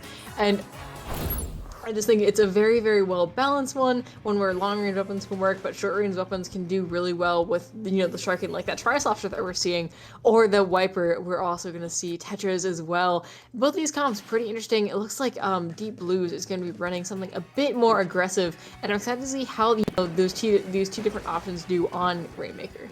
Yeah. We're definitely seeing an interesting double skirmisher comp from both teams with the Brush and the Try and the Wiper and the Tetras. Unfortunately, the Tetras on the side of Deep Blues goes down first here as the Brush is applying a lot of pressure, got their first whale, sort of pressuring the Plat, being very mobile and pesky. Getting into the Plat, flanking the ballpoint and getting the wipe out onto Deep Blues here. Very quick check. We see the juice come out on the side of Taco Bell Breakfast Burrito as the Rainmaker is getting ready to push into that sort of dip there, which is a very hard position on this map to get through. Yeah, but already they've gotten a very sizable lead under their belt, but they definitely want to go for more. Rainmaker is not a mode where you sit back and stop content. You want to get more and more, and you just love to see these, the tactical comp working out. These players were able to go in, apply a bit of pressure, go down, and then come right back in. But this is going to look like it's going to be the end of this push unless this, Splash can get a bunch of jump ins. They're looking like they're going to hold as best they can, but their teammates, actually, they're going to get a reslider cancel and continue to hold this push here. The Plat is extremely yellow. Deep Blues is unfortunately extremely locked out, trying to bomb out and try to get their pressure. That Rainmaker reset is going to help them immensely, as Taco Bell is going to have to turn around to pop it if they want to continue this push. We do see one go down on the side of Taco Bell here as the Hammer is running through mid from the Wiper here. We see the Hammer throw almost get another pick onto the Brush there as the Wiper and the Tetras are pushing up as they get that check. You'd love to see these aggressive weapons thriving. They're incredibly fun to watch here, just doing their thing. The checkpoint has been broken, like you mentioned, and that is a pivotal turning point here. But it doesn't look like Deep Blue is going to be able to push it that much further out of here. Not quite having control before the Rainmaker gets reset. They do have control of Plat still, but it's going to be, they have to make that jump once again. And with, Taco Bell Breakfast Burrito being able to push out like they are, it may just not be in the cards for them to get another push just this instant. Yeah, but we do see two go down on the side of Taco Bell here as the Rainmaker is popped on the side of Deep Blues. However, no one has picked up the Rainmaker yet. Didn't really capitalize on those picks there as Taco Bell is all back up again. Do you see the Whale come out with a counter Inkjet sort of pressuring there? But the strikes in the Rainmaker go down to the Tri Nouveau there as the Tetras is helping the ballpoint pop here. Hopefully the ballpoint does pick up. We see the Tetras kind of coming in, pressuring that leader, making them forced to back up. However, they do go down to the Tri, and the Rainmaker does unfortunately get shot down from someone dropping from the very good defensive position of the Bats. Yeah, very, very solid defense here from Taco Bell Breakfast Burrito. Looks like Deep Blue is just not able to break in, like kind of like you were seeing earlier on stream. It's just these teams struggling to actually get some momentum going. 3 picks go down from the side of Taco Bell onto Deep Blue, and that's going to be another green light for them to keep going, because, like I said, you don't want to just stop. You want to get as many points as you can, because Rainmaker is one of those modes that can turn in an instant, and you want as much cushioning as you can. Of course, the Rainmaker is going to go down to a well-placed suction bomb, and as well, another member is going to go down to a hammer throw. But just things are going to be going kind of nasty, actually, for Taco Bell Breakfast Burrito. Their push going wrong, giving 3 down and giving Deep Blues a chance to get a push going of their own, potentially even, getting further than they have in the past. We see a very early strikes coming out there from the side of Deep Blues, as the Splash gets a very cheeky pick onto the try there, as also they trade with the brush there, as the try's already back in, getting a pick onto the Tetras there. The rain unfortunately goes down on the top of Spinner, and it's just the Inkjet left there. The Inkjet does get a pick, but unfortunately recalls and gets picked off by the brush, as the brush trades and gets another pick. The Tetras are there, they reef slide, trying to fight the Splash in this try. They unfortunately do go down in that 2v1. And Taco Bell Breakfast Burrito is able to pop the rain and sort of reset back into the neutral state. Taco Bell's Breakfast Burritos push, or their defense rather, being as solid as always. Just they've been able to get themselves out of these pinches so well, and they're just gonna look like they're gonna have one last chance to really just keep this out of the hands of Deep Blues. All they have to do is kind of sit back, get their Spuffles ready, and make sure that they don't go down. However, one of the members, the Trashler, is going to go down. These Tetras are going to go as far as they can and wreak havoc, get another pick with that restarter. And it looks like they might have something going here. They're going to have a wipe. That's going to be a lead taken, and the game in the last seconds going to Deep Blue in overtime. That was an amazing turnaround from the side of Deep Blues there. As we saw throughout the entire match, it definitely seemed like Taco Bell Breakfast Burritos tacticaler comp there was sort of outspeeding the other fast comp. As we saw from both sides, there was sort of that double skirmisher comp, which is sort of a fast comp. However, they did have that leader, which was kind of slowing them down a bit, whereas Deep Blue did have that ballpoint. And I think that maybe that sort of kind of switch of the backline to a little bit of a faster backline, then playing a little bit more patiently right at the end there, was able to finally get them that push. But that's only game 1. This is a best of 5. So both teams have still a lot of chance to turn the set around, take it, whatever. We're definitely going to be going into Clamblitz Manta Maria next. What do you think about that? I love Clamblitz. I just love Clamblitz just in general, but Manta is a very good stage for it. You've got the risk reward factor of, having to clear their street and push through their street, grab their, maintain their bunker, but you also have the cut to go back on. If you're having a push going, you can just get some quick clams in and back out really quickly. This is also the only Manta mode where the flank on left, that one single block that changes everything, is still present. So you can be really, really annoying with that and draw a lot of aggro over on that left side. It's just overall a very good map. I think a very balanced. Once again, it's Clamblitz. You can't not like Clamblitz. For sure, I definitely think Clamblitz in sort of coordinated scenarios is my favorite mode for sure. Don't like it in solo queue, but that's a whole other story. I still think it's overhated in solo queue. It's not great by any means, but now that you only need 8 clams, it does play a lot more interesting. And when you do get a good solo push, it gets going. We see another very, very aggressive comp from the side of Taco Bell Breakfast Burrito. And Deep Blues opts to run one of their own, trading down that E-leader for the much more aggressive, much more able to get in ballpoint. And I'm excited to see where that goes. I always love watching ballpoints, and I'm so glad for them. Yeah, we see the double inkjet comp coming out from the side of Taco Bell Breakfast Burrito. They traded out that wiper for that try there. We do see, unfortunately, one go... Oh, Deep Blues. Sorry, I misspoke there. But we do, unfortunately, see one go down on the side of Deep Blues. However, they are already back in here. We see the Tetra is trying to pressure this bunker here as they, unfortunately, go down to the Ink Brush. As 2 down on the side of Deep Blues and 1 down on the side of Taco Bell Breakfast Burrito. this push is kind of getting started. There's a lot of yellow in mid, and we see the Ink Russian is in a very offensive position, sort of controlling Deep Blue's bunker. Can we talk about how fast this Ink Brush is able to mash? Because, man, they have a trigger finger of a god. Now, unfortunately, it does not save them from going 3 down. It is just this Neo Splash.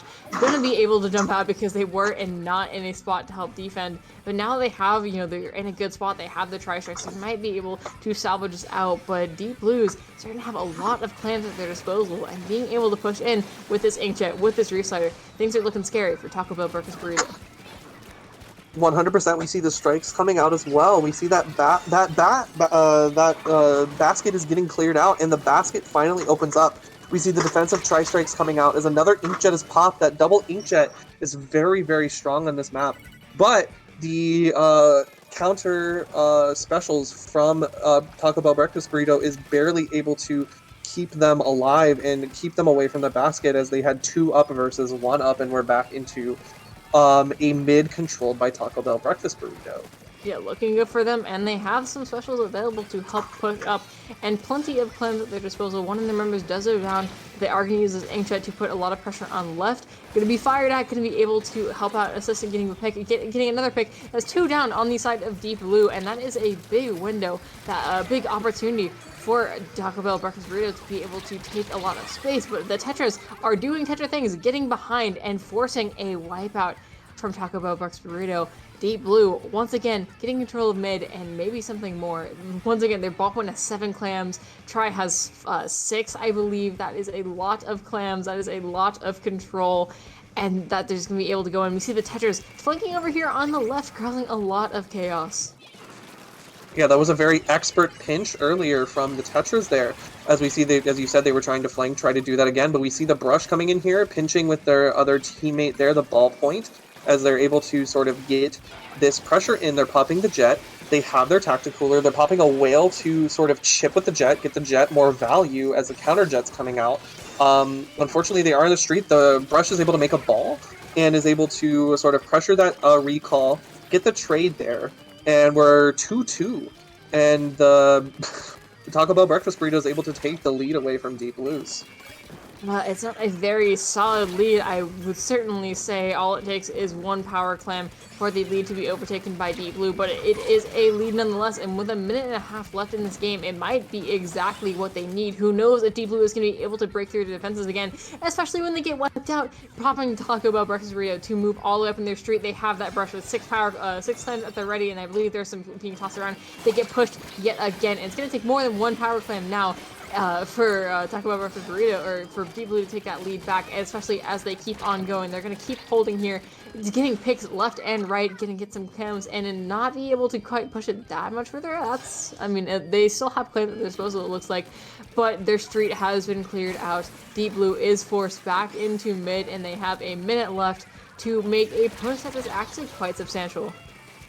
That was a very expert retreat that we saw there from Taco Bell Breakfast Burrito, using that tactical or using that max quick super jump to get out of there, because we saw only 1 went down on the side of Taco Bell Breakfast Burrito. Either, well, they could have possibly respawned faster, I'm not exactly sure, but we saw sort of that expert jump out, that expert defense. The Brush is in here very, as you said, that at the beginning part, that that block, the Brush is able to get into this house here, get that flank, sort of pester them, distract them as Brushes do, but unfortunately 2 going down on the side of Taco Bell Breakfast Burrito, and we have a lot of specials up on the side of Deep Blues, but unfortunately not anymore. That Jet is able to get a couple picks there and take down Deep Blues' special advantage. Now they're sort of back into this risky position where they need to make a push as fast as they can. It's not over yet. They have that pity, but with only 20 seconds left to make a push and make it count, things are looking scary. It's going to take a miracle or a work of God for them to get it back in. When they are they are getting picks of 2 down on the side of Taco Bell Breakfast Burrito, but they still have to get it in. They are going to go off to push through cut, but they are going to get the push started. They have the the Inkjet going in. Members are jumping left and right, but it looks like they're not going to be able to make much else happen here. Ballpoint going for it, unfortunately not going to be able to make it in, and with a very close game, Taco Bell Breakfast Burrito evens the score 1-1. Yeah, what an amazing game there. We saw sort of that very powerful back and forth that you really do see with these kind of sort of similar comps with the double skirmisher, with the ballpoint and the splash, coming out from like both teams here. A Taco Bell breakfast burrito just sort of had, I think, on this map in particular, they really took advantage of that tacticooler, using it to keep their pushes a lot safer, or even like just less punished. They were able to come back in faster, take mid faster than the other team, and they were able to just expertly play off that. However, Deep Blues had some definitely very powerful plays, with the Tetris sort of getting that really expert pinch, with the team there, getting that wipeout. And yeah, we're going to be going into Splat Zone's Brine Water next, which is going to be a really interesting map mode for these two skirmisher teams. What do you think about it?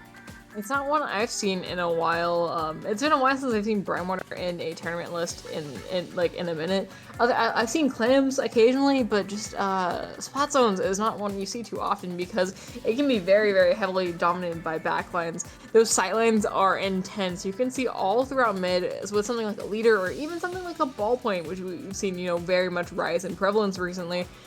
So I don't really know how this is going to play. I mean, these guys are definitely going to be running those backlines. I believe we saw game one on Rainmaker Museum. I believe we saw an E-Leader come out, if I'm not mistaken. And so if it's going to come back out, it's going to be coming back out here, I think. The E-Leader was on the side of Taco Bell Breakfast Burrito, I believe. And as we saw in that first game, sort of the more mobility of the ballpoint was able to take advantage of that with like sort of the patience from the side of Deep Blue to take that win there. However, E-Leader just dominates Brine Water, reaching across the entire map. So it's going to be very interesting to see if they bring that back or they keep the ballpoint for sort of that aggression. Yeah, both have their pros and both have their cons, but why debate when we can just see what's coming out? From the side of Taco Bell Breakfast Burrito, the brush is coming back out. That's all I expect. And both sides are going to be running that ballpoint here. The side of Taco Bell Breakfast Burrito is running double splash, one with the crab, one with the strikes, while the other side is going full on crabless and opting to run the same wiper that we've been seeing, I believe. Tetra's already over here on the left, the gay agenda pushing forward as it always does, and gonna be just doing a good job of doing what Tetris needs to do, just being annoying, surviving, not necessarily getting a ton of picks, but just drawing so much aggro. And I mean, if you get picks on the side, that is certainly a plus, as they get almost a triple from that reef slider. Going to be able to get this jump camped right well. And even though their team is not in control, now they are, and they've paved the way for their team to be able to push all the way in and get one of those infamous Brine Water lockouts started. For sure, for sure. We definitely see sort of that like drop in aggression from the side of Taco Bell Breakfast Burrito as they're only having that brush. However, the brush is very capitalizing off of the strikes from the Neo Splash here, sort of pushing the ballpoint, forcing the ballpoint into an inkjet as they do go down for it. The inkjet is trying to pressure here, trying to keep up hold of the zone. However, they do go down, and there was another jump to that. That also goes down as well. Taco Bell Breakfast Burrito is now going to be farming their specials and preparing for that lockout on Brine Water, which is very, very powerful as we see a counter-strike come out from the side of the Blues. Yeah, a trade going out here, but not really affecting the status quo. But the Reef Slider is going to be able to go out and doing what a Reef Slider naturally does, gets picked off right after that. Crab going out right on top. This is exactly where the Crab wants to be. Going to be taken out by the Inkjet, though, which has so much optic damage against it. But this is not stopping the Splash from doing exactly what they need to be doing, getting a lot of paint, getting a lot of picks, and just doing a fantastic job of holding the zone. We're getting into the last few seconds here, and less Deep Blues can do something drastic. That hammer tries to go out, but we aren't going to see the rebound, and Taco Bell Breakfast Burrito takes a very, very strong game, putting them back in the lead, 2-1. Yeah, I definitely think that switch to the double splash was a very strong pick there. They just sort of heavily outpainted the other team with the ballpoint and the double splash there. As we know, those weapons are very strong painters. They have the strikes to cap zone, they have the crab for pressure, and they have that inkjet to take more space and pressure as well. The Ink Rush was very good at capitalizing off of those specials to push in there, as we saw with the strikes. They were using the strikes as cover, force the backline to use the special really early, and then get picked off by the rest of their team. So very, very powerful plays by Taco Bell Breakfast Burrito that game. 100%, and these games just keep getting closer and closer. I didn't expect Taco Bell Breakfast Burrito to take it as steadily as they were. Certainly did not expect a knockout from what we've seen from these two teams so far, but I guess it kind of goes back in line with the first game where they were being pretty heavily dominant all the way through and up until the very end. I'm excited to see where we go next here. Yes, we should be going into Tower Control Inkblot Art Academy. This is going to be a very interesting stage here. We did go to Clamblitz a little bit earlier on our commentary set here. Tower Control is a little bit different. There's sort of that only one way to push through, as the tower has a very, obviously, very designed pathway through that left side there. It's going to be interesting to see what kind of backlines they bring out here, because we thought they were going to bring out the leader for Brinewater, and they didn't do that there. Maybe they'll do that here. Leader's very strong on this map as well, especially for tower, but what do you think? I know for a fact that these aggressive weapons, the Tetras, the Brush, the Wiper that they've been bringing out are going to have a field day here. Getting behind and getting up into the enemy team's bats can be crucial. You just want to keep all of their aggro drawn away from the tower here, because clearing those checkpoints can be very, very difficult. Once they're gone, they are gone, and the floodgates are open, and the snowball is rolling. So I'm excited to see here. We are going to see a very similar comp. We're going to see the return of the Tacticooler on one side, and the return of the first time I think we're seeing the bucket, the double inkjet actually coming out with the V bucket. Now the bucket's going to do pretty well here, from what I've heard from other slosher players in general. The Inkblot can be pretty favorable to it, and these Tetras are already doing exactly what we saw last game, where they're just going out and getting picks and drawing a lot of aggro, just disrupting Taco Bell Burrito's offense for just a little bit and getting pushed up really, really far very early on. Yes, I definitely think that the double inkjet is going to be really strong here. Inkjetting into the plat and the bats here is very strong, as it's a very sort of cramped area. There's a lot of actually like cover that the inkjet can use on both sides here, as we see one of those inkjets coming out trying to help them clear this first check, as the try drops and unfortunately gets picked by one of the inkjets here. The inkjet gets another pick as well. The ballpoint is sort of setting up, going to set up on the stack, going to try to hold some space to get past this checkpoint, as we see the strike in the strike come out of the side of Deep Blues, and the whale and the inkjet coming out from the side of Taco Bell Breakfast Burrito, which does get a pick, does get 2 picks, as the Tetra's already back, as we can see here, but Deep Blues is backing up. They got a very solid push through that first check. They're going to try to just hold as much mid as they can, and prevent that first check out from Taco Bell. Yeah, I mean, the name of the game here is just pushing as often as you can and keeping the pressure up just throughout the entire game, and that Reef Slider is going to, I mean, I don't know why I'm really commenting on the Reef Slider here, but to go down on the side of D Blue, which is going to be a pretty green light for Taco Bell to start pushing up further and further, start riding that tower, as long as they are able to move up. Now this Tetris is going to be going here over on the left side of the map and disrupting things, but they are taking in the tower, they are starting to ride it a little bit further, but Deep Blue is keeping up the pressure like they need to. The Tetris is able to get a nice trade there, get that pinch.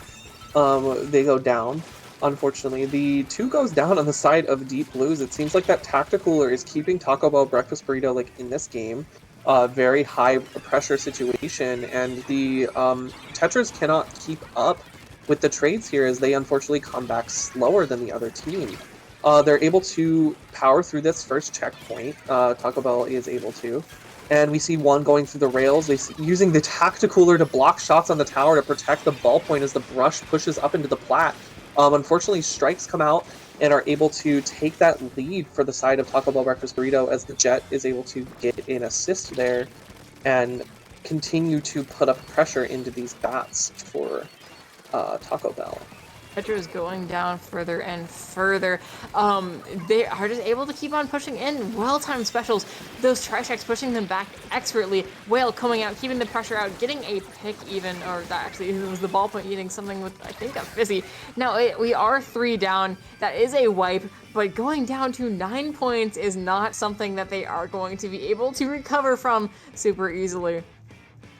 For sure, and we already see that Taco Bell Breakfast Burrito is back already. The power of Tacticooler is being shown off here very expertly as they're able to contest mid before Deep Blue is able to get a solid hold of it. However, the brush does go down here, and the ballpoint is able to get the pick onto the other ballpoint here.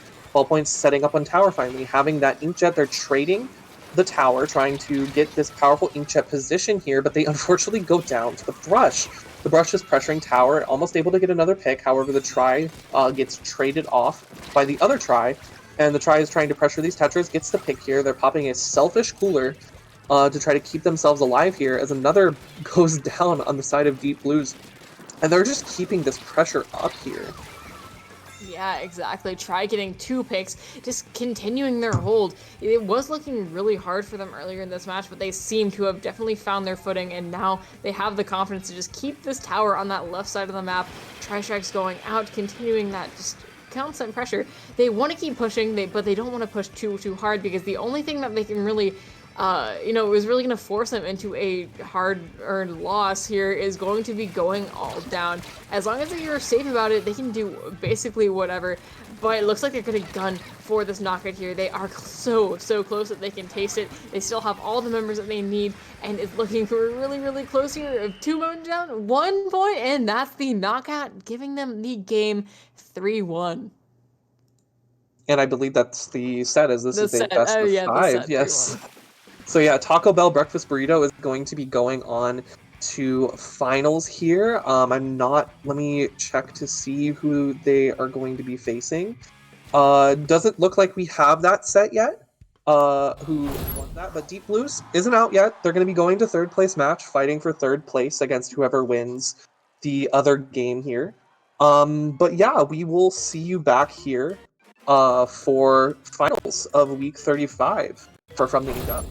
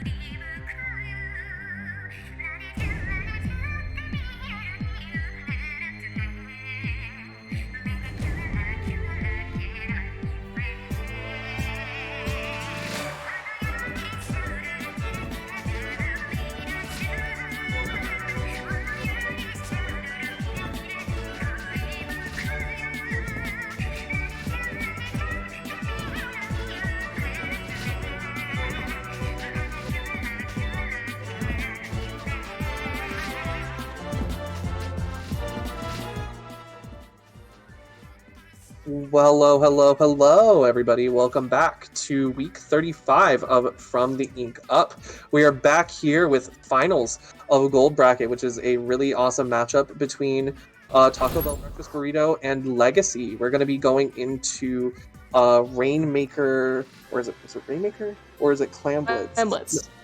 It is Clam Blitz Museum uh, for the first game of this set here. Really interesting map, out of obviously. every single map. But yeah, go ahead. What are your thoughts? Sorry, I might be having a little bit. But yeah. I think I have a little bit of issues on my part, which is certainly fun. Clam Blitz Museum is my favorite map mode in the entire game. I think it is incredibly fun. I love Museum in general, but Clam Blitz also, I've been singing my praises for it through the entire time. Combining the two is perfect. It's it's a challenge, but not too difficult to get up onto the plat and take control. And you can get some really nice long pushes here if you play your cards right, which is something that I always really enjoy. Yeah, I really also really enjoy Clam Blitz Museum. I definitely think it's one of like the best map modes in the game, like top 5 for sure. It's one of my favorite map modes to play. There's a lot of different like really cool, unique combinations or specials you can use here. Like Zipcaster is really awesome on this map. Inkjet, obviously, Crab. Fast comps work here, slow comps work here. It's fun. It's fun. It's a great and very well balanced map. But let's go ahead and see what comps we're going to be running into here. We're going to be seeing a tent, I believe a Sorella tent coming out from the side of Taco Bell Breakfast Burrito, as well as the brush as we saw from the previous set, and the E-Leader, as well as the V-Splash. And from the side of Legacy, we're going to be seeing a Splash Wiper Deco, and also another brush and a ballpoint. Oh, that's great. I love seeing tents out here. Ken doing a good kid is a personal, like, I'm having a good time just watching the tent players thrive here. I'm all having a good time watching this brush thrive, going up here and causing a lot of chaos. Taco Bell Breakfast Burrito was, I believe, the one that had the really good brush player, and we see them no longer as Legacy is just running on up and getting so much control right off the bat. For sure. They definitely have a huge control of this plat here. However, Taco Bell Breakfast Burrito's brush is pushing this player of Legacy's into their plat here. That huge pressure just from the brush alone sort of ended that push. And push them back into their plat. We see the tent pressuring on that side, unfortunately getting picked as the leader picks off that player there. As we're left with just the Wiper Deco on the side of Legacy, as the leader is beginning to set up and try to create this pressure as the team is going up through the ramp.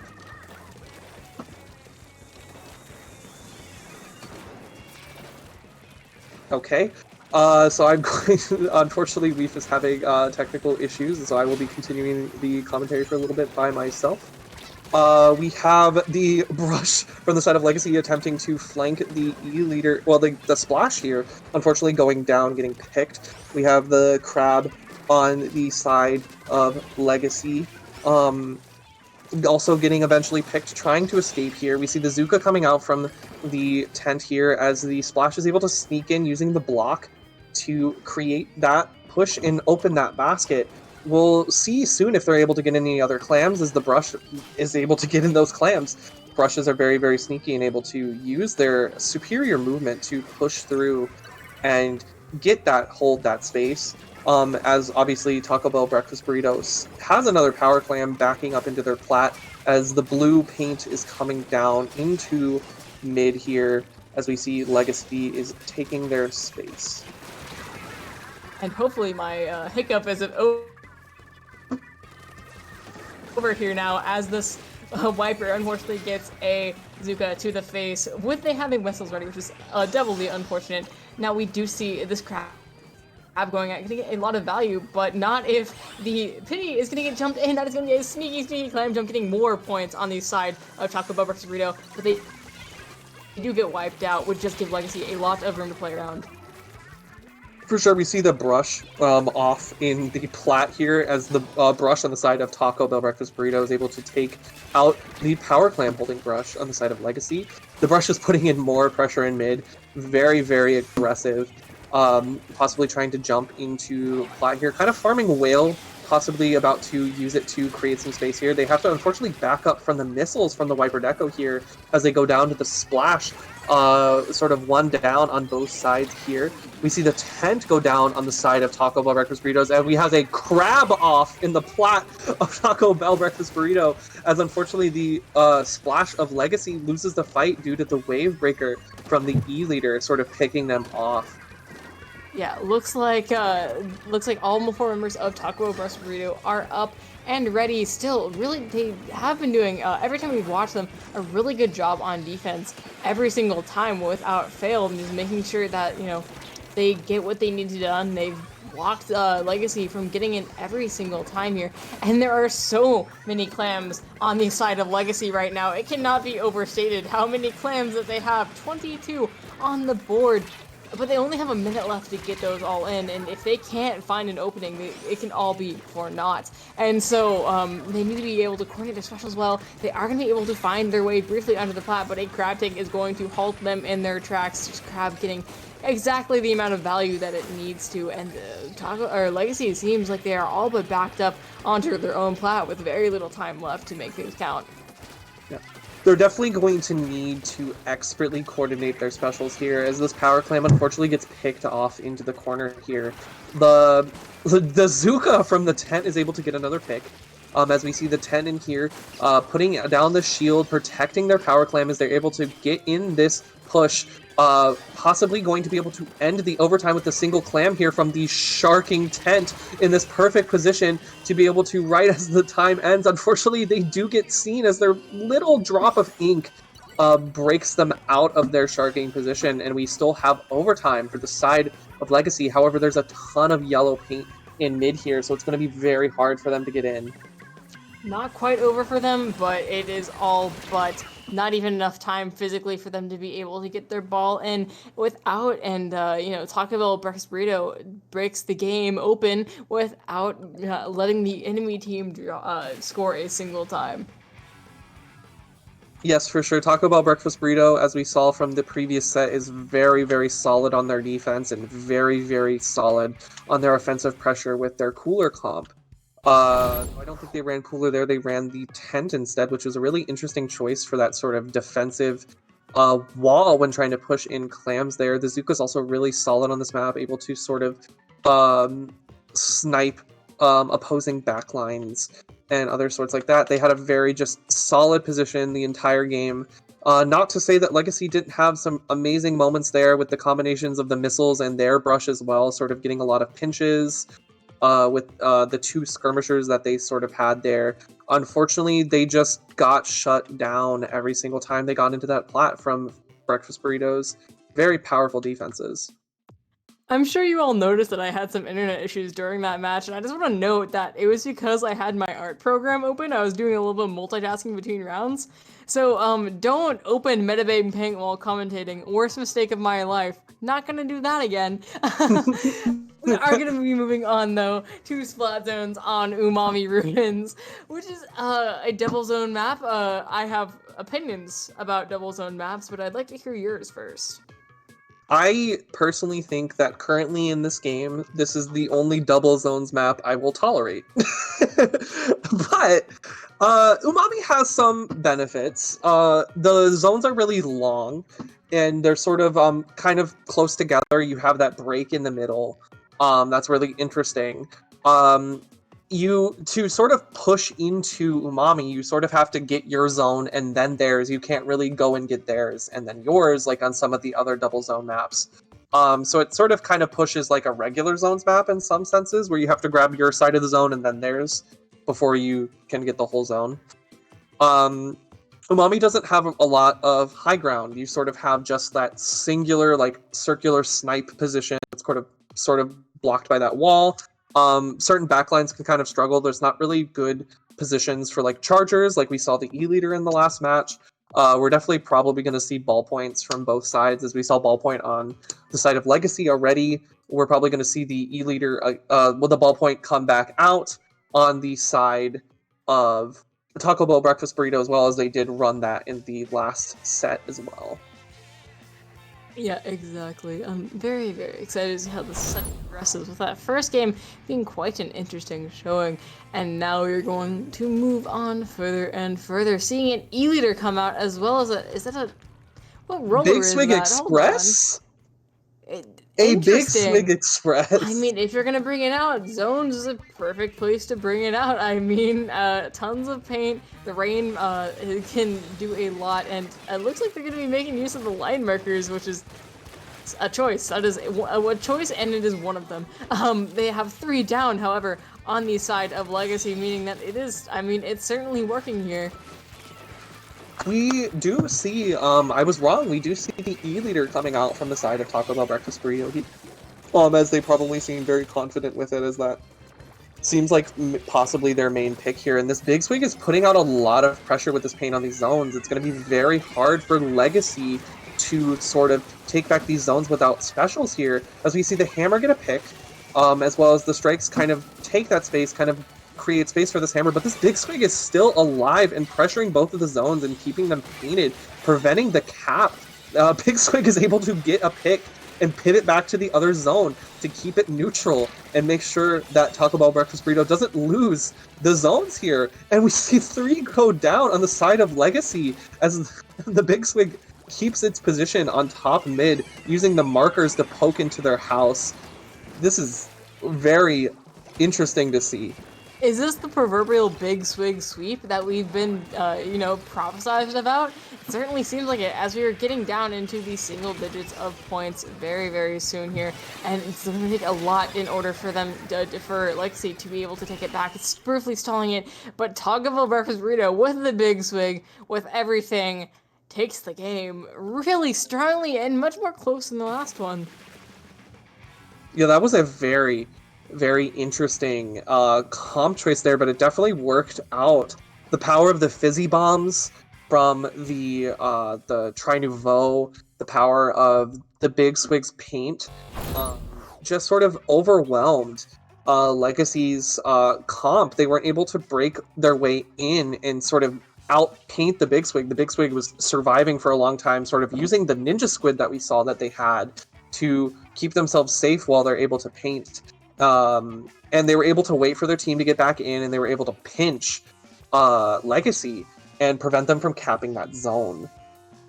For sure. And I'm excited to see what interesting comps they pull out for the third game. They pulled out the tent. They've pulled out the Big Swig of all things. And I mean, it's working for them clearly. Or in spades, like, if you have talent for those kind of weapons, you can certainly make them work. Especially because the enemy team, the enemy team can know how to deal with Splash. Even if you're a good Splash, they're going to at least have an idea of how to fight you. Not all the people nowadays have a good idea of how to fight a tent, or, I mean, I guess a Big Swig even. It's really fun and really interesting to watch, and definitely keeps things interesting and all shaken up. No, yeah, for certainly. This is definitely something that you really kind of only see in these low-level tournaments. You see these interesting picks, and you can sort of see how they, how low-level structures its comps can be very interesting, and like sort of the thought process behind it a lot of the time. We are going to be going into Tower Control Hagglefish Market next, which is a very interesting map, one of my sort of favorite tower maps in the game personally. What are your thoughts on Tower Haggle? It's certainly interesting. That second checkpoint there can be really, really rough to get through, because the enemy team just has direct access to the tower right as you're sitting below that ledge, and so it's rough there. But it's certainly interesting. Once you're past that last checkpoint, it's all downhill from there. There is nothing stopping the enemy team. Usually, you have to drop down in order to reach them, be in a position where you're just very compromised. And so if one of these teams can get a good push going early and get that far, it could be over very fast. And they're bringing out the undercover. I mean, if it works, it works, I guess. This is a very interesting choice, especially for tower control. I would more expect this for something like zones, as the Reef Slider has a very powerful explosion radius to paint and sort of cheese the map. This is interesting that this undercover is going to be going for a sort of flank at the start here, trying to get the pressure onto the ballpoint. The ballpoint's backing away from it, sort of afraid of the Undercover's power here. We sort of see a bunch of trades going back and forth between these teams. Nobody's really on the tower yet until we see Taco Bell Breakfast Burrito get on here. We see the Inkjet recall as the crab gets pushed, and another Inkjet coming out. Legacy is sort of using their specials really well to counter this push. They're getting 2 down on the side of Taco Bell Breakfast Burrito, and this push is going to be going into the favor of Legacy.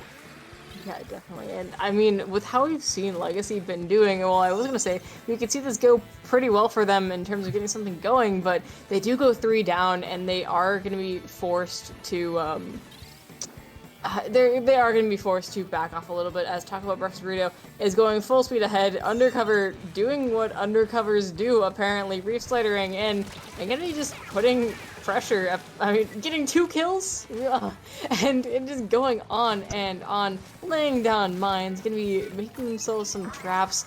Tactical going out to make this team even more annoying, I'm sure, than they've already been. Just an absolute throw to the sign, especially with this Undercover. This Undercover is absolutely fracking, getting Reef Slider kills, putting a decent amount of pressure, actually, and like I said, once this last checkpoint is broken, there is not a lot left for the enemy team to be able to do, and with only 1 player left, that's going to be the game. Going to Taco Bell Breakfast Burrito, 3-0. The set is gone, and we have our champions. Taco Bell Breakfast Burrito is our champions for From the Ink Up Week 35. That's really, really interesting comps coming out from them. We see some really super unconventional picks in this set, from the tent to the big swig to the Undercover, and it really worked out for them. These sort of unconventional picks can be very threatening, as you don't know how to build your comps around defeating these weapons. As we saw, that Undercover knew how to play that weapon very well, so it's obviously something that they do pick often. And they know their way around. Not to say that Legacy had a very strong performance in there. They only got KO'd on that one, those two games there, but they did have a very solid fight. They did coordinate their specials very well. So their second place, shouldn't feel too bad about that. Obviously, they had a great run tonight. I'm going to check in on the 3rd place match. Give me a second here. Currently, Deep Blues is 2-1 to Torrent. So we won't be able to see the conclusion of that on stream, unfortunately. But yeah, once again, Taco Bell Breakfast Burrito is your From the Ink Up champions for this week. I'm Fire Corgi. You can find me on Twitter at Fire Corgi and here on Twitch at FireCorgi1. Where can they find you, Weef? You can find me on both Twitter and Twitch at WeefSlider, on Discord now, apparently, because that is my username. Somebody took Weef. Very, very upset about that. This is why I love I got Lolo. Fire Corgi. Oh, yeah. I mean, I still have WeefSlider. It's just, I was hoping for the 4-letter one, but not everything works out. It's fine. It is what it is. Still pressed about it. But like I said, WeefSlider on Twitter and Twitch. Thank you all for watching. This has been great. I love low level. The low level is awesome. All right. Goodbye, everyone.